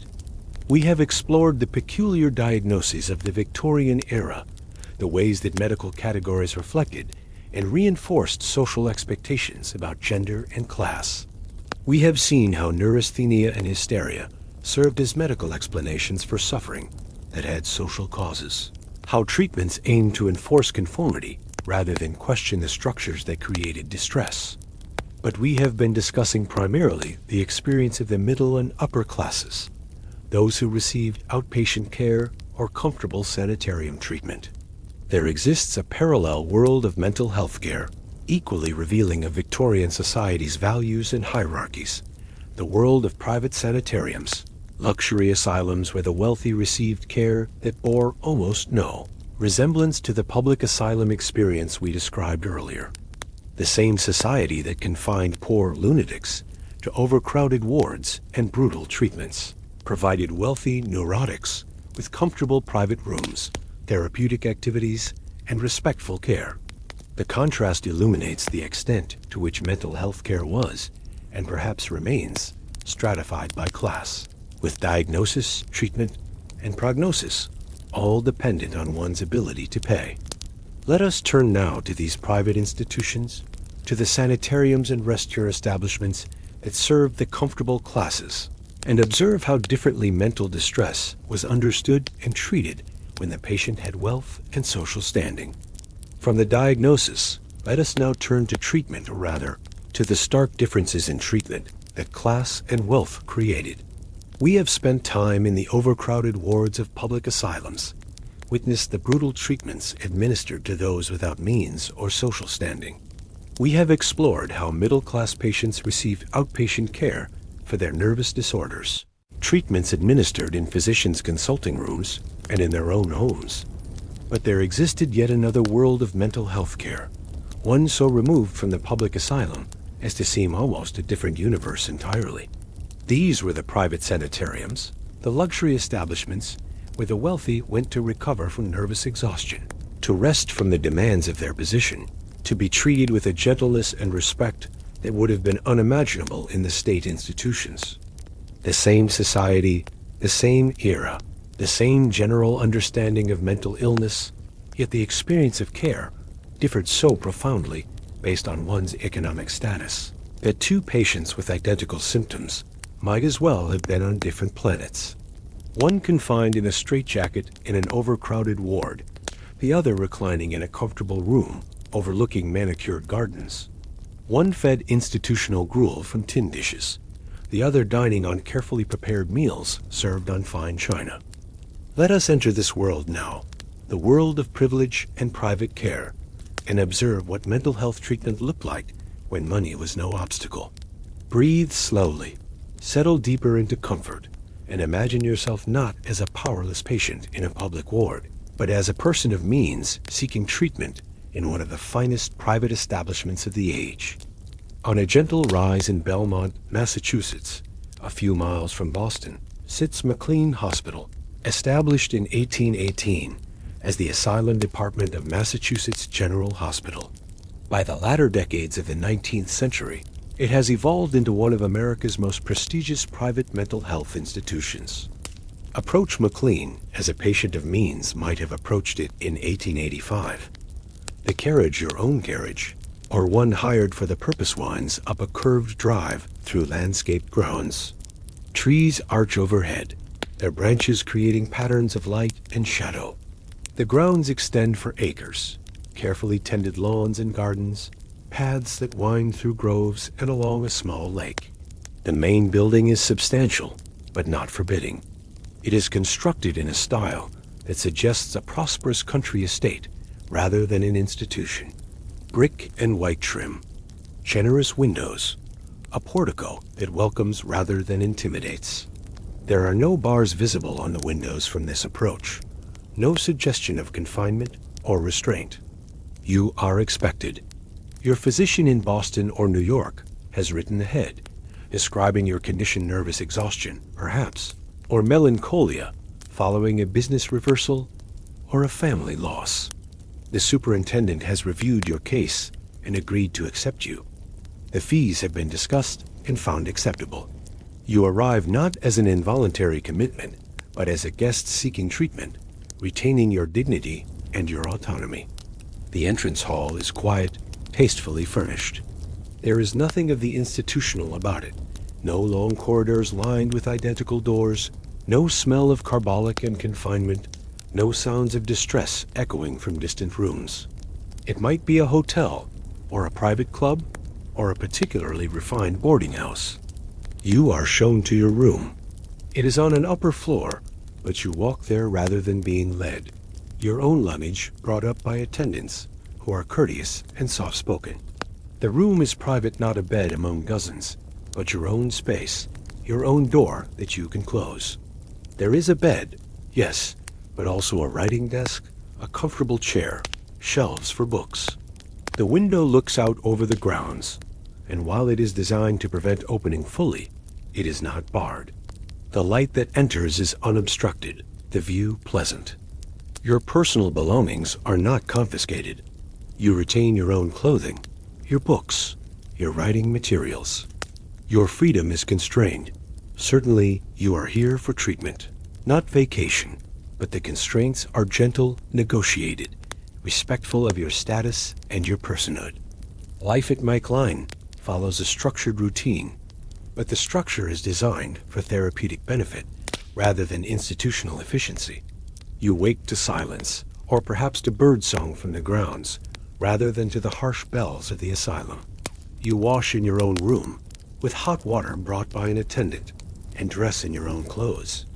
Breakfast is served in a dining room that seats perhaps 20 or 30 patients at several tables. The room is pleasant, well lit, decorated with an eye to comfort. The food is not merely adequate, but good eggs and bacon, fresh bread, coffee, or tea, fruit in season.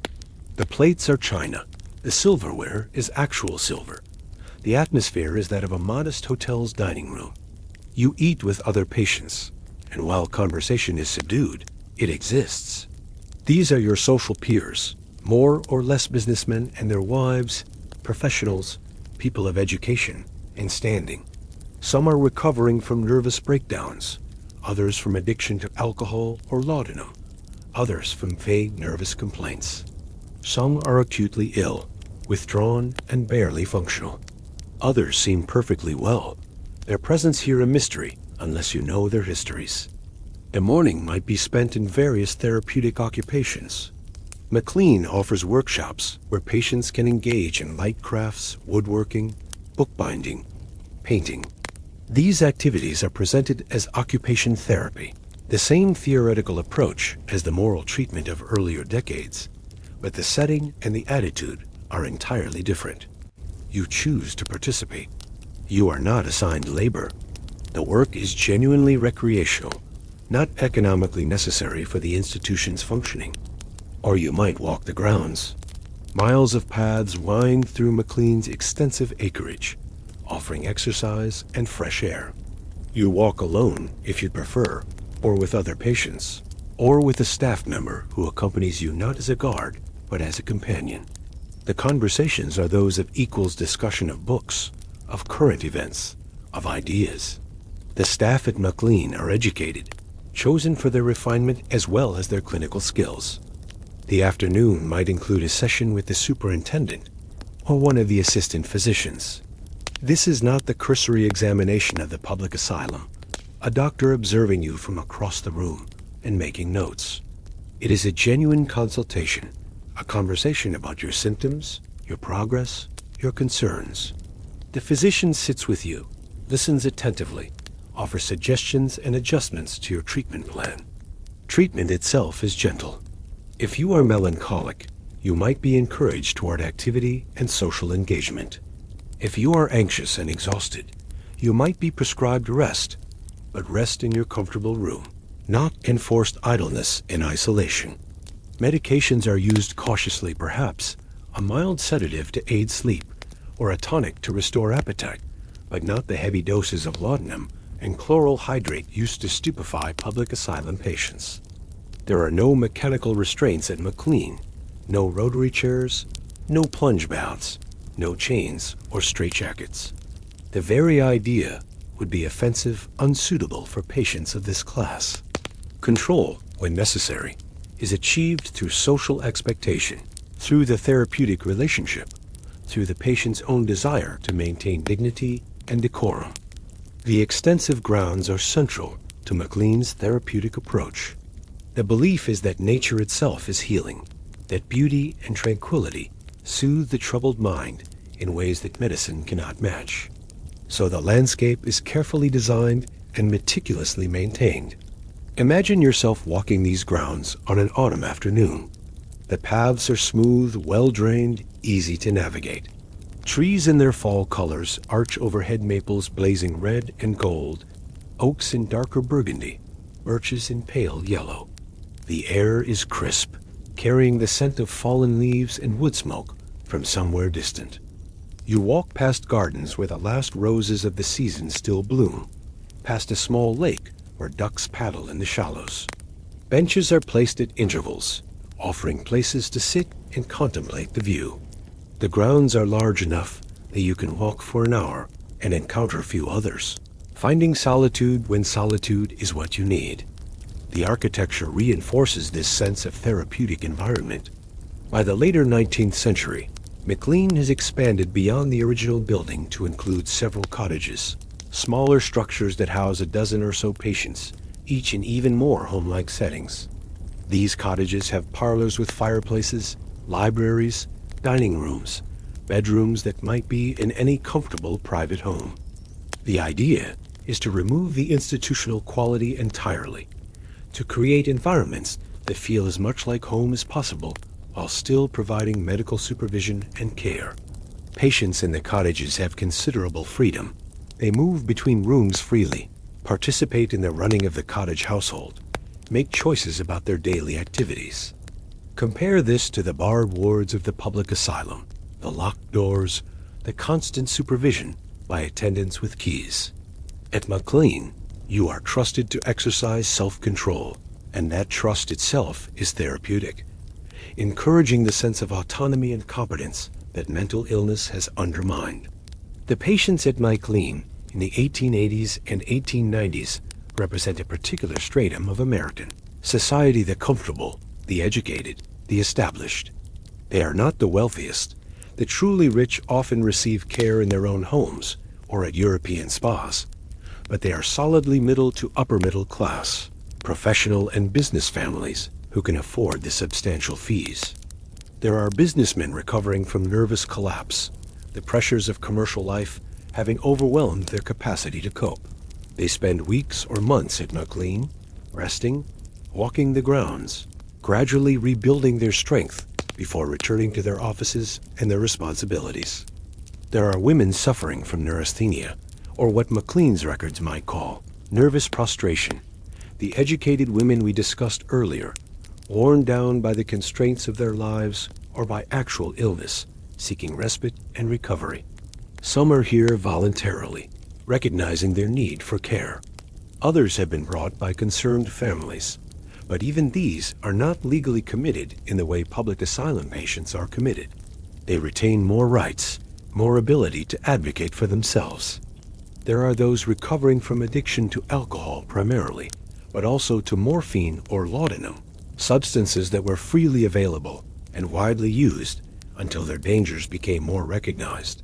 McLean offers a supervised environment where withdrawal can occur under medical care, where the patient is removed from the sources and contexts of their addiction. There are patients with what we might now recognize as serious mental illness: depression, bipolar disorder, schizophrenia. But even these are understood differently because of their class. The wealthy man who hears voices is not a raving lunatic to be chained. He is a patient suffering from a nervous disorder that manifests in unusual perceptual experiences. The language is different, the expectations are different, the treatment is different. And there are the famous, or those who will become famous. McLean's patient records over the decades include poets and writers, artists and intellectuals, people whose names appear in history books. Their time at McLean is often kept discreet, their privacy protected, but their presence speaks to the institution's reputation and to the trust that even the prominent place in its care. Because McLean serves patients who can pay, it can offer a range of treatments and amenities impossible in publicly funded institutions. The superintendent and physicians can stay current with medical developments, can experiment with new approaches, can tailor treatment to individual needs. Hydrotherapy is available, but not the brutal ice water plunges of the asylum. Instead, there are warm baths, carefully temperature controlled, where patients can soak in comfort. There are gentle spray baths, the water at pleasant temperature and moderate pressure, intended to be soothing rather than shocking. The same treatment modality, but applied with gentleness and respect for the patient's comfort. Electrotherapy is offered: mild electrical currents applied to the body, believed to have therapeutic effects on the nervous system. The theory is questionable, but the treatment is harmless, and some patients find it beneficial. It is administered with the patient's consent, explained carefully, adjusted to the patient's tolerance. Massage is routinely provided, not just the mechanical kneading of the rescuer, but skilled therapeutic massage intended to relieve tension and promote relaxation. Attendants trained in the technique work with patients regularly, helping to ease the physical manifestations of psychological distress. Diet is carefully managed. The meals are nutritious and appealing, designed to build up patients who have lost weight through illness or to provide balanced nutrition that supports mental health. Special diets can be accommodated if a patient requires or prefers particular foods. The kitchen staff can provide them. This attention to individual preference is yet another marker of the class difference. Public asylum patients eat what they are given. McLean patients have choices. Occupational therapy extends beyond simple crafts. There are lectures and discussions, opportunities for intellectual engagement. There is a library well stocked with current books and periodicals. Patients can pursue their own interests, can read and study, can maintain the intellectual life that, for many, is central to their identity. Social activities are organized by optional musical evenings, card parties, excursions to nearby points of interest for those well enough to participate. The idea is to maintain normal social functioning, to provide the structure and stimulation of ordinary social life within the protected environment of the institution. Under the leadership of Dr. Edward Cowles, who becomes superintendent in 1879, McLean develops a particularly sophisticated approach to mental health care. Cowles is trained in neurology, influenced by the most current scientific thinking, but he retains the moral treatment emphasis on humane care and therapeutic environment.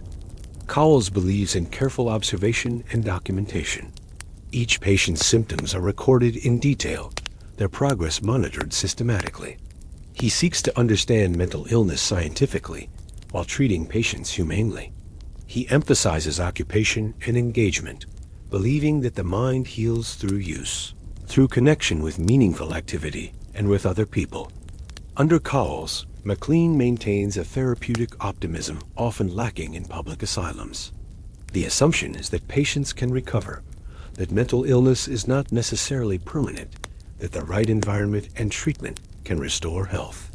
This optimism itself is therapeutic. Patients are treated as people who will get better, and that expectation influences their experience and perhaps their outcomes. But Cowles is also realistic.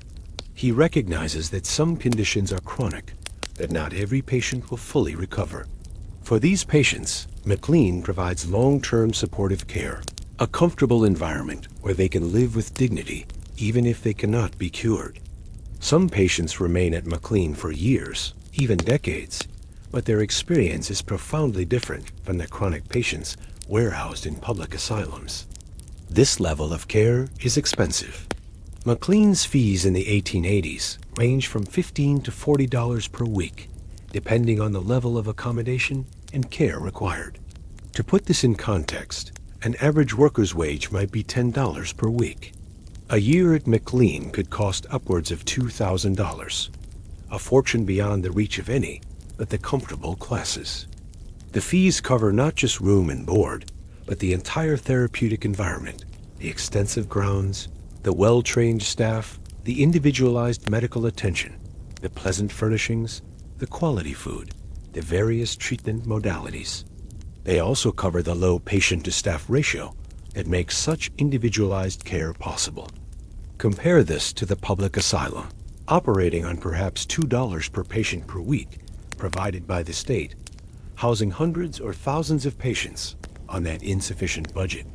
The difference in resources available for each patient's care is staggering, perhaps 10 to 20 times more spent on each McLean patient than on each public asylum patient. This economic reality shapes everything.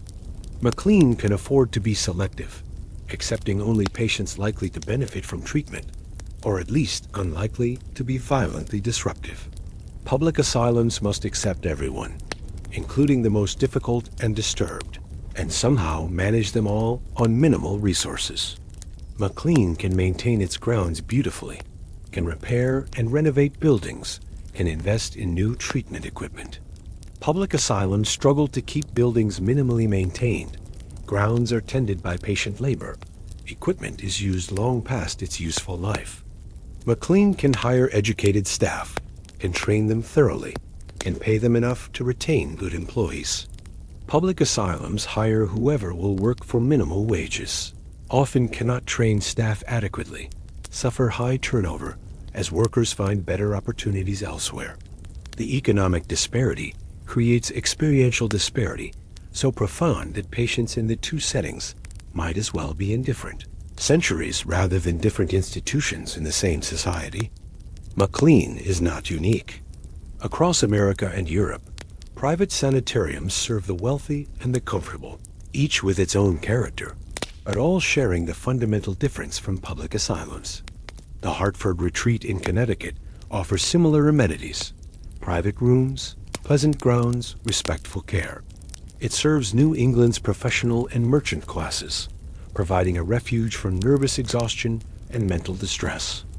The Brattleboro Retreat in Vermont, established in the 1830s, becomes known for its water cure treatments, therapeutic baths, and hydrotherapy, offered in a comfortable setting with views of the Vermont hills. Patients come for weeks or months, taking the waters, walking the grounds, resting from the world's demands.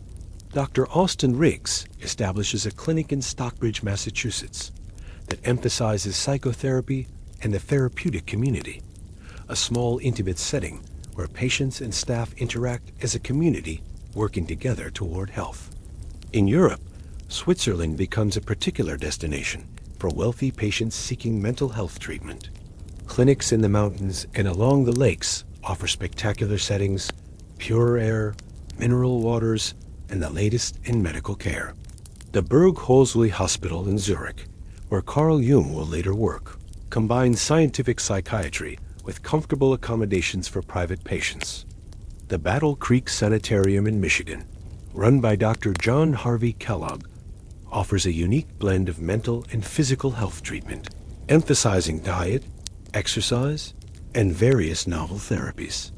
It becomes a destination for the wealthy seeking comprehensive health restoration, treating nervous disorders alongside physical ailments.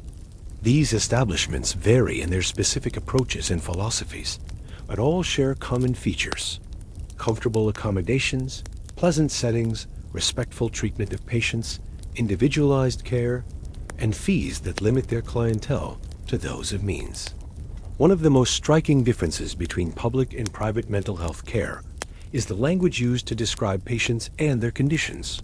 At McLean and institutions like it, patients do not suffer from insanity or lunacy.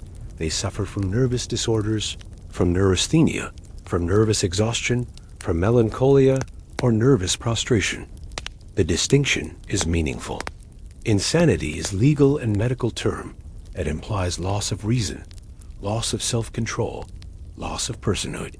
The insane or other are fundamentally different from the sane, are properly confined and controlled. Nervous disorders, by contrast, are conditions that afflict the overly refined, the sensitive, those whose nervous systems are too delicate for the modern world's demands. The wealthy patient is never called a lunatic. That term is reserved for the poor patient in the public asylum, the raving madman or woman who must be restrained and confined. The wealthy patient is a neurasthenic, suffering from a condition that, while serious, does not strip them of their essential identity or social standing. This linguistic distinction reflects and reinforces class hierarchy. It suggests that mental distress in the wealthy is qualitatively different from mental illness in the poor, that it deserves different diagnosis, different treatment, different prognosis.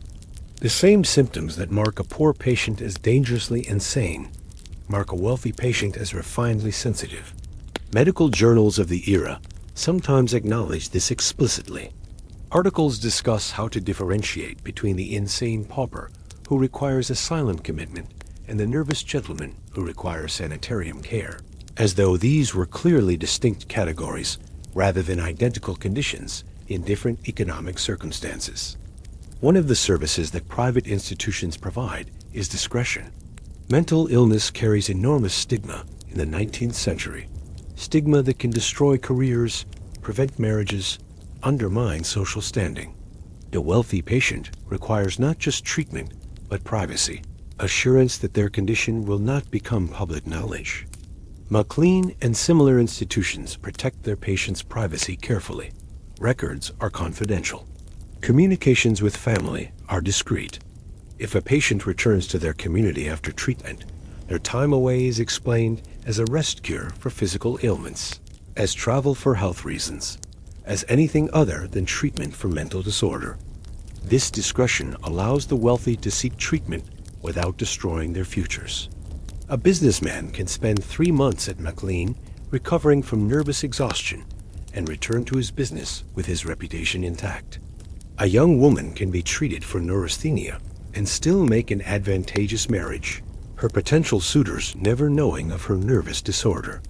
Compare this to the public asylum patient, whose commitment is a matter of public record, whose institutionalization is known to their entire community, who carries the stigma of having been in a lunatic asylum for the rest of their life. Public asylum patients who are released often cannot return to their former lives because the stigma makes normal social and economic participation impossible. The wealthy patient's privacy is protected by economics. The private institution depends on its reputation for discretion, and maintaining that reputation requires protecting each patient's confidentiality. A public institution has no such incentive. Public asylum patients have no economic leverage, no ability to punish the institution for failing to protect their privacy. While privacy is important, we know from historical records and from patients' own later accounts something of who sought treatment at private institutions and what their experiences were.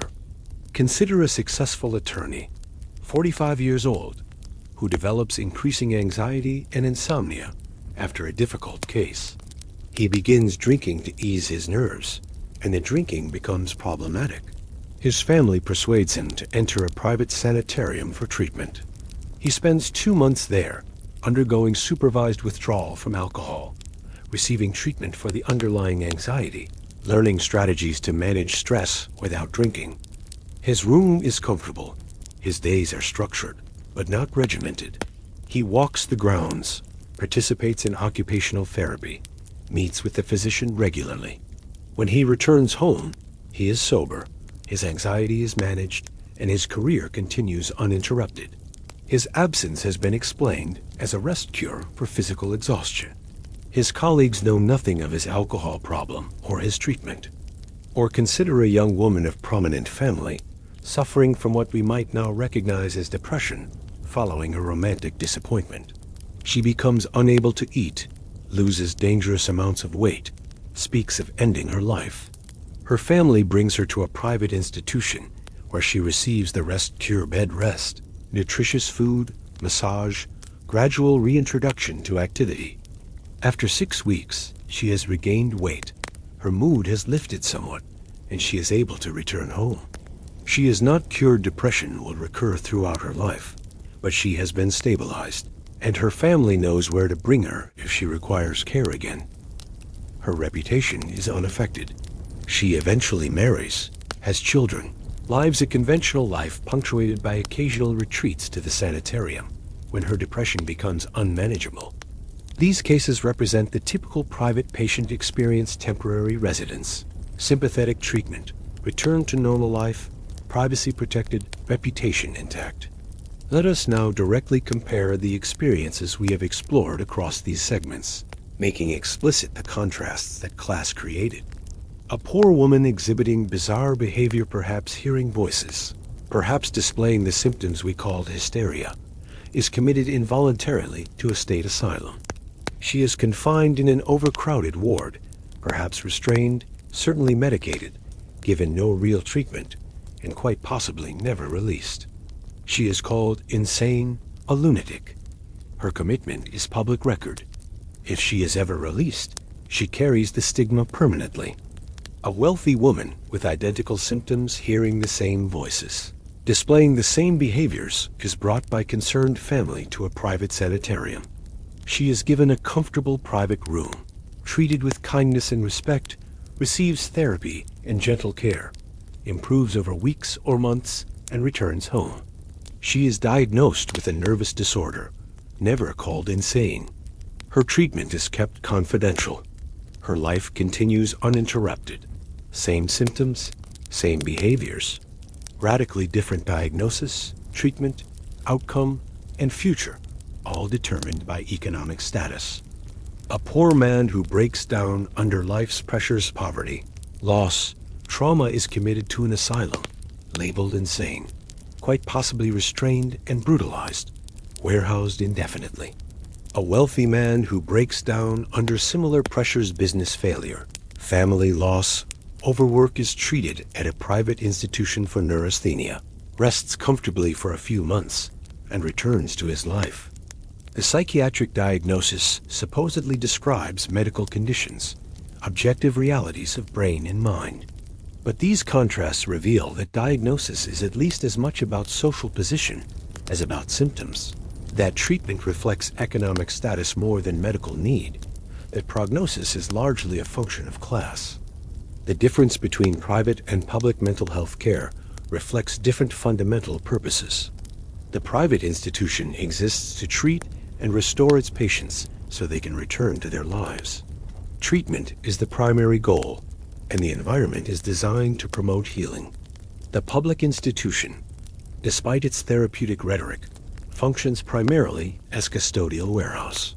It exists to remove troublesome or unproductive people from society, to confine them safely and cheaply, to manage them efficiently. Treatment, when it occurs, is secondary to custody and control.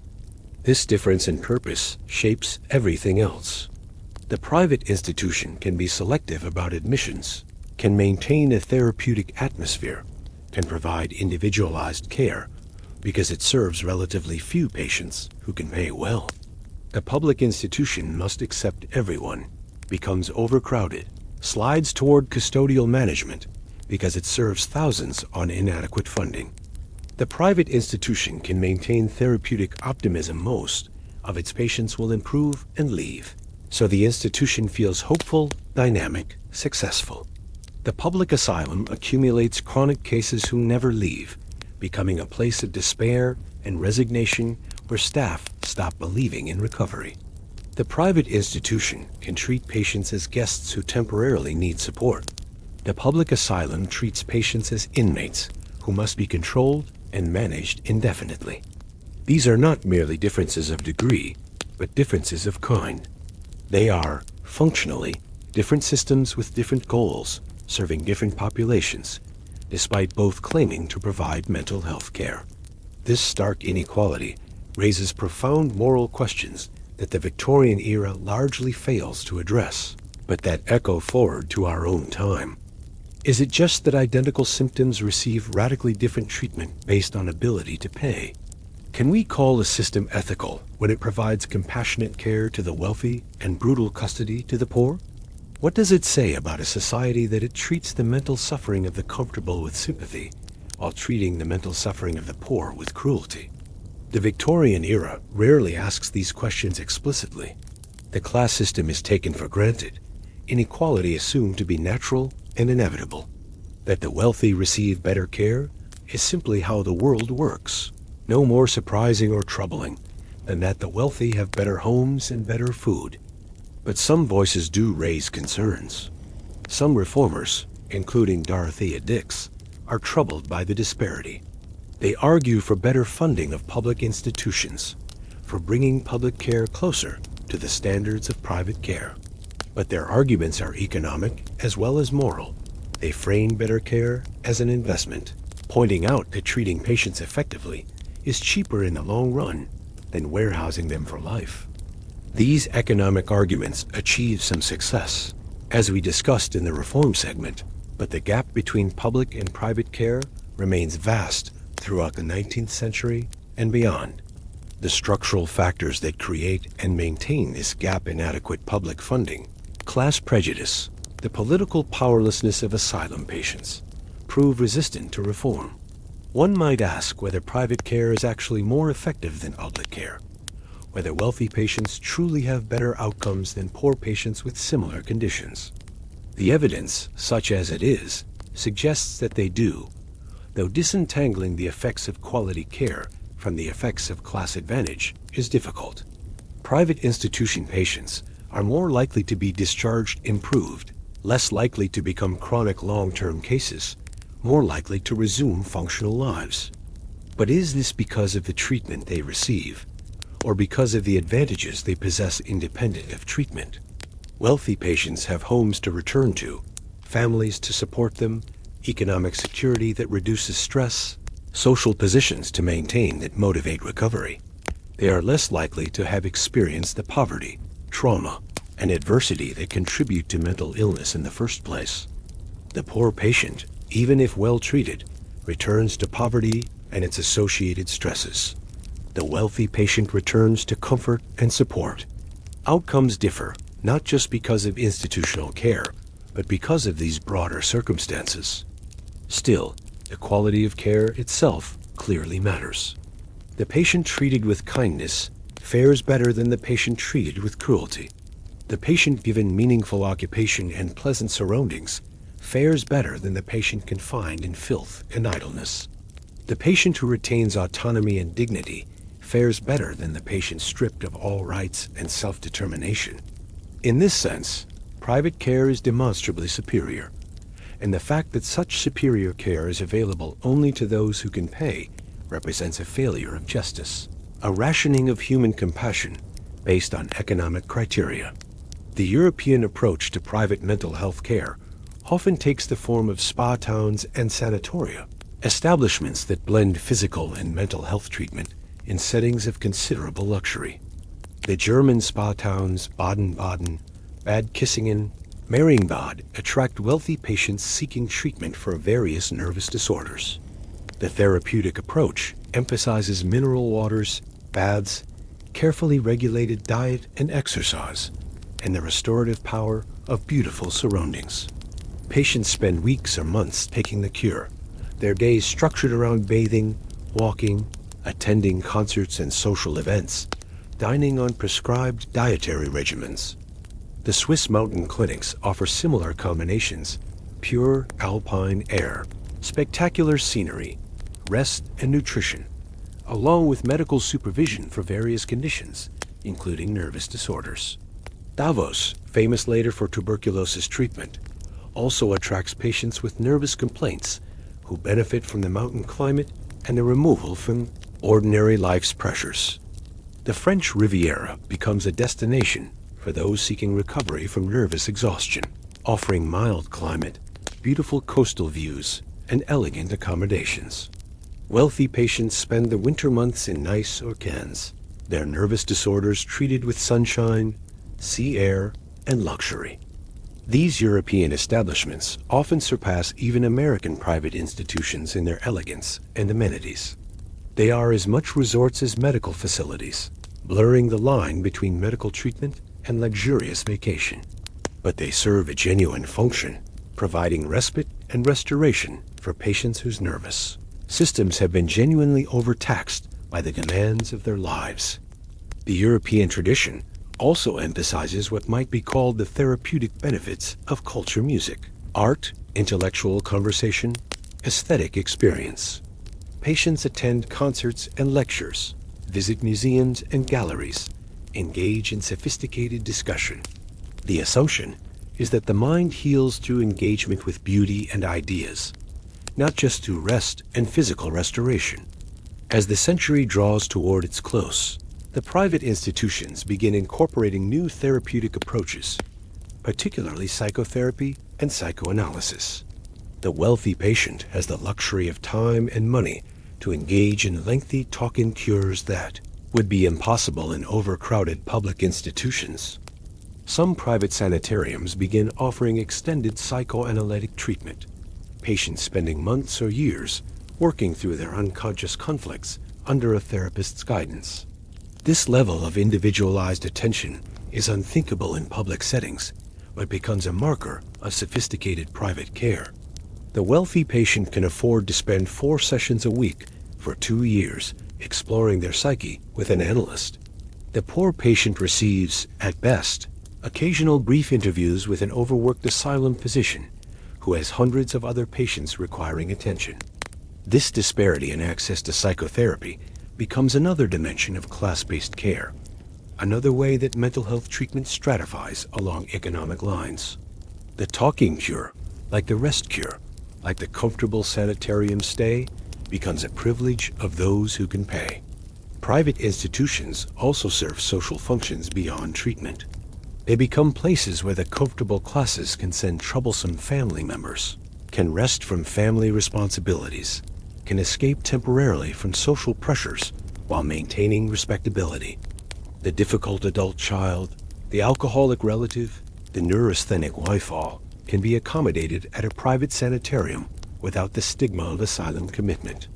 The family can say their relative is taking a rest cure or visiting a health resort, descriptions that are technically accurate while obscuring the mental health dimension.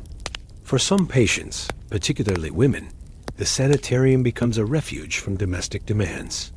The rest cure removes them from the endless work of household management, from the emotional labor of family life, from the social performance required of respectable women.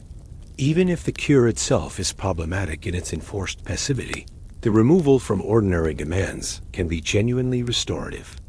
Some patients return repeatedly to favored institutions, developing relationships with staff and other regular patients. Treating the sanitarium almost as a retreat, they visit periodically when life becomes overwhelming. This pattern is possible only in private institutions that welcome patients back, that maintain continuity of care, that treat patients as individuals whose histories and preferences matter. As we prepare to conclude our exploration of Victorian mental health care, the contrasts remain stark and troubling. The same society that developed humane therapeutic approaches for the wealthy maintained brutal custodial institutions for the poor. The same medical profession that treated neurasthenic businessmen with sympathy and respect treated asylum inmates with restraints and forced treatments. The architecture of inequality was built into the system-separate institutions, separate diagnostic categories, separate therapeutic approaches, separate expectations and outcomes, all determined by economic status rather than medical need. And yet the private institutions demonstrated that humane care was possible, that mental illness could be addressed with kindness and respect, that therapeutic environments could be created, that patients could retain dignity even in distress.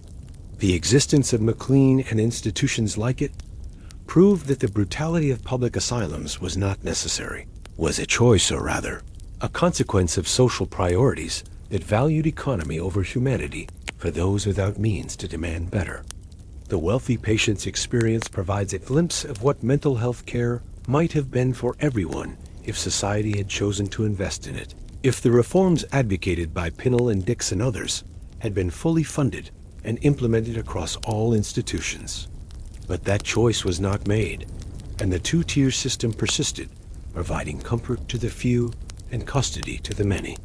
We have traveled together through a landscape of suffering and care, of idealism and failure, of profound inequality masked by medical language. 4 windows into the Victorian understanding of mental illness, 4 perspectives on how society organized itself around human psychological distress. Let us now draw these threads together, gently, considering what this history reveals and what comfort we might find in the distance between their world and ours. Begin with the patient in the public asylum, the person we imagined in our first segment. Committed perhaps unjustly, certainly without adequate legal protection, confined in overcrowded wards where dozens shared space meant for far fewer. The restraints mechanical and chemical applied liberally, the treatments that were not treatments at all, but punishments disguised in medical terminology. The rotary chairs, the ice water plunges, the straitjackets worn for gaze, the enforced idleness broken only by unpaid labor, the complete loss of rights, the knowledge that release might never come, that these walls might be the last thing seen before death. This was the reality for tens of thousands, perhaps hundreds of thousands, across America and Europe in the 19th century. The mentally ill, the inconvenient, the eccentric, the poor and troubled all swept into institutions that promised treatment but delivered custody, that spoke of healing but practiced confinement. And yet, even within this grim reality, there was the reformer's vision, Pinnell's unchaining, Tuke's retreat, Dix's tireless advocacy.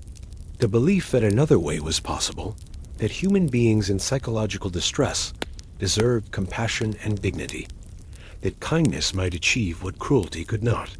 These reformers fought against tremendous inertia, against economic constraints, against social indifference. They succeeded in creating moments of genuine progress, new institutions built on humane principles, legal protections for patients, broader social recognition that the mentally ill were not simply animals to be caged. But we also witnessed how those successes faded, how the beautiful asylums of the 1840s became the overcrowded warehouses of the 1880s, how reform gave way to degradation, as funding failed to match need, as patient populations overwhelmed capacity, as idealism met the hard reality of public unwillingness to invest in the care of society's most vulnerable. Then we explored how mental illness was understood through the lens of gender and class: neurasthenia for the overtaxed businessman, hysteria for the constrained woman. Diagnoses that reflected social anxieties more than medical realities, that enforced conformity through medical authority, that located the problem within the individual rather than examining the social structures that created distress. The rest cure that broke women's wills, the vibrators marketed as medical devices, Freud's theories that at least took subjective experience seriously, even while imposing new frameworks of interpretation. And finally, the stark contrast of the private sanitarium, McLean's comfortable rooms and beautiful grounds, the respectful treatment, the therapeutic optimism, the privacy and discretion. The same symptoms that marked a poor patient as a dangerous lunatic marked a wealthy patient as a refined neurasthenic. Same suffering, entirely different worlds of care, separated by nothing more than economic status. These contrasts illuminate something fundamental about how societies organize suffering, about who receives compassion and who receives control, about the ways that medical systems reflect and reinforce social hierarchies rather than transcending them. The Victorian asylum system claimed to be about treatment, about applying medical science to mental illness, about progress and enlightenment. But the reality was that diagnosis, treatment, and prognosis depended primarily on social position. The mentally ill rich and the mentally ill poor lived in different universes of care, experienced different diagnoses, received different treatments, had different chances of recovery. This was not an accident or an unfortunate side effect. It was structural, built into the system from the beginning.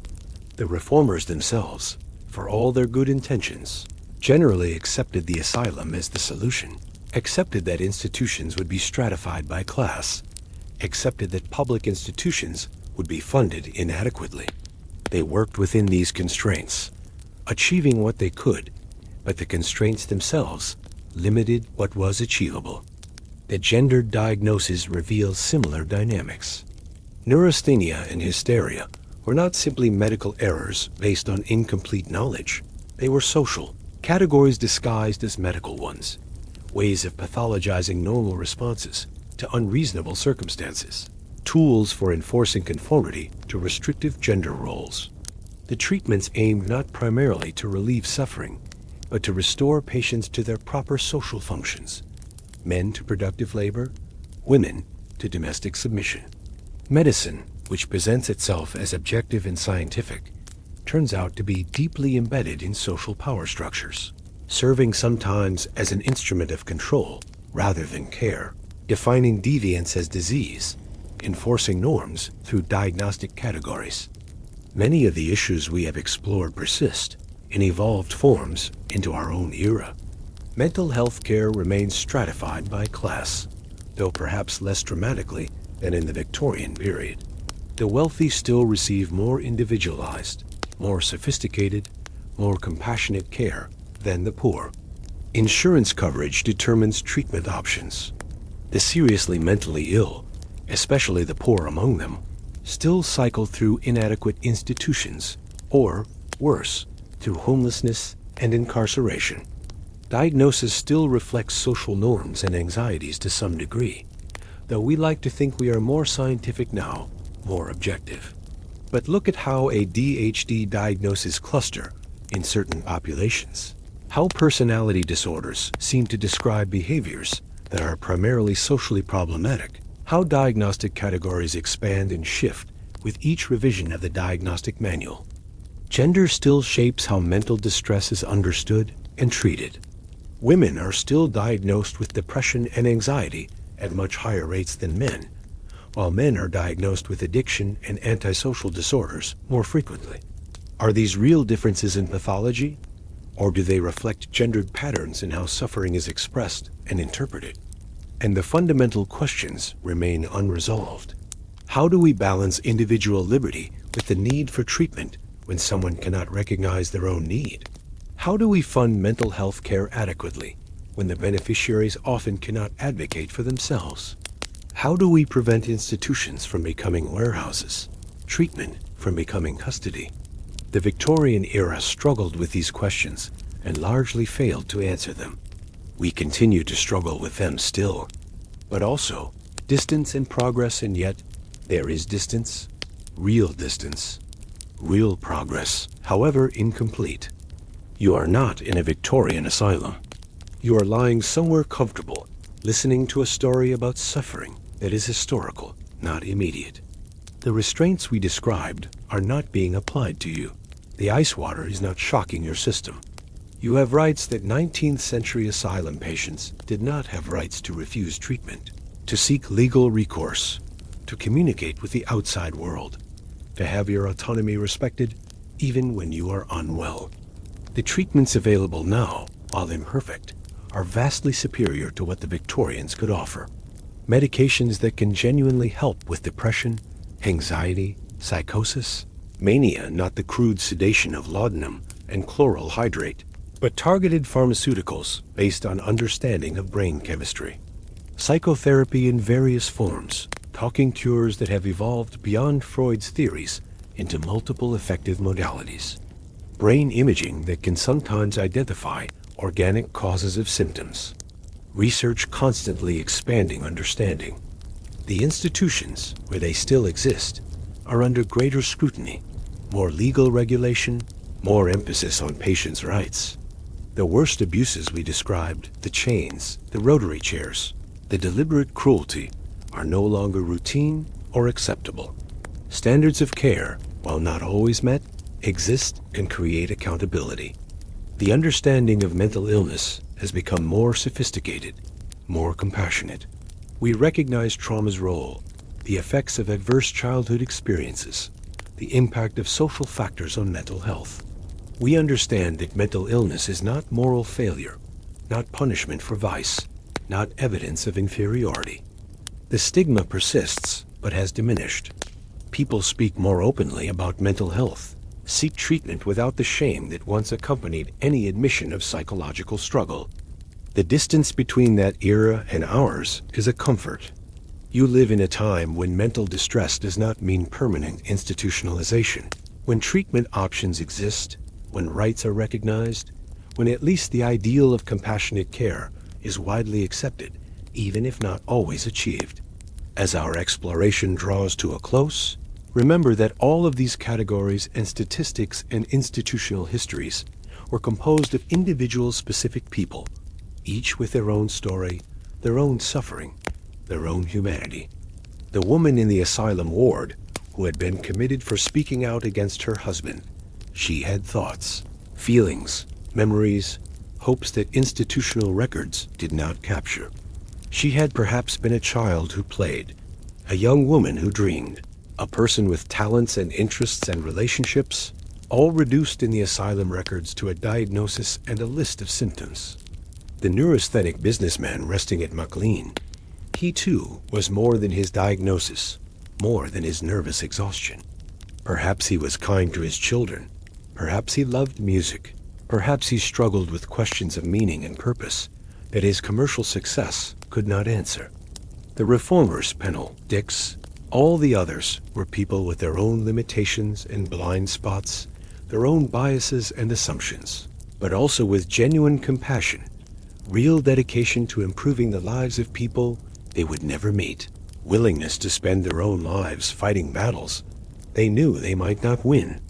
Even the asylum attendants, some of whom were cruel, were themselves trapped in systems that ground them down, that paid them poorly, that gave them impossible responsibilities, that traumatized them through daily exposure to suffering they were powerless to meaningfully address. History is composed of people, not abstract forces. The institutions and systems we have explored were built and maintained by human decisions, human choices, human failures, and human efforts. Understanding this keeps the past from becoming merely an intellectual exercise. These were real lives, real suffering, real attempts to alleviate that suffering. This history offers, perhaps, a lesson in humility. The Victorians believed they were enlightened, progressive, scientific. They believed they had moved beyond the barbarism of earlier eras, that their asylums represented modern, humane approaches to mental illness. And by some measures, they were right. The 19th century asylum was an improvement over chaining the mentally ill in dungeons, over complete neglect, over the most extreme abuse. But we look back at their reforms and see how inadequate they were, how their institutions became places of suffering despite reformers' best intentions, how their diagnoses reflected prejudice despite medical terminology, how their stratified system denied basic care to those without means despite claims of enlightened treatment. What will people 150 years from now think of our mental health care? What practices we consider normal or even progressive will they find appalling? What biases embedded in our diagnostic categories will they recognize that we cannot see? What suffering will we have failed to adequately address, despite our claims of advancement? This is not cause for despair, but for humility, for recognition that our understanding is incomplete, that our systems are imperfect, that we too operate within constraints and blind spots that future generations will see more clearly than we can. The lesson is not that efforts at reform are futile. The reformers we discussed achieved real good despite their limitations.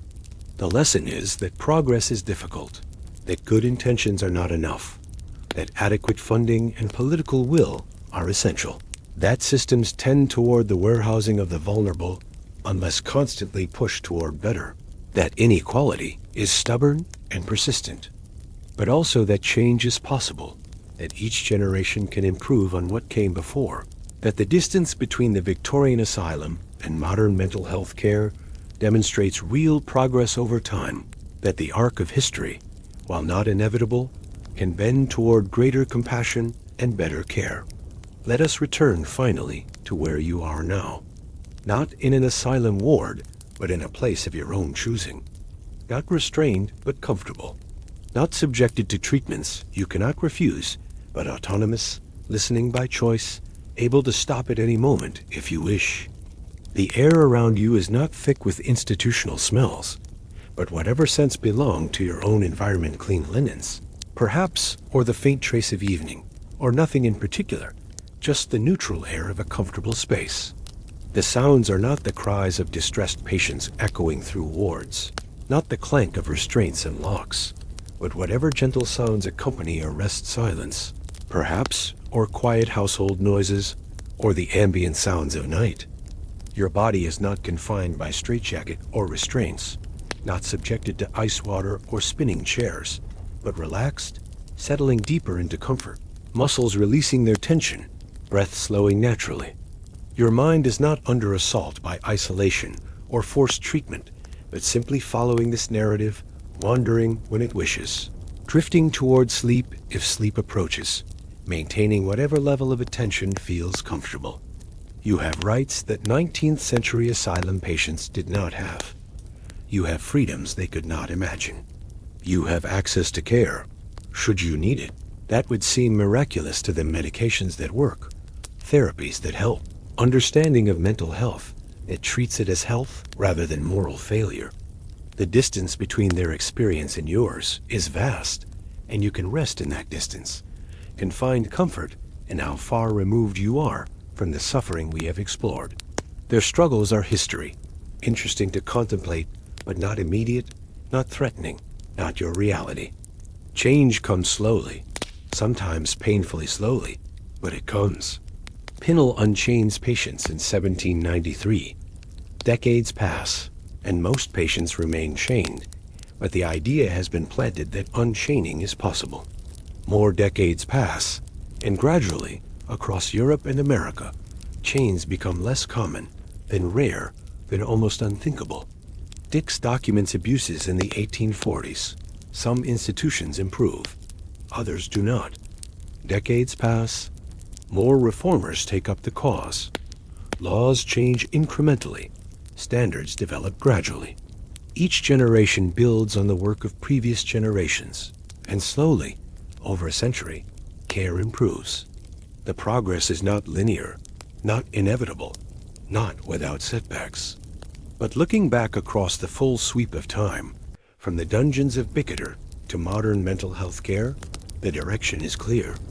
Understanding deepens, treatment improves, rights expand, compassion, imperfectly and incompletely, grows.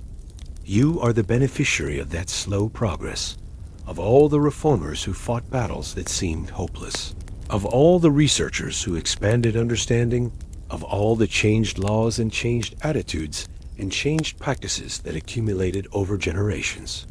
And perhaps your awareness of this history becomes itself a kind of contribution. Knowledge of past suffering can inspire commitment to preventing future suffering. Understanding how systems can fail despite good intentions can motivate attention to whether current systems are failing.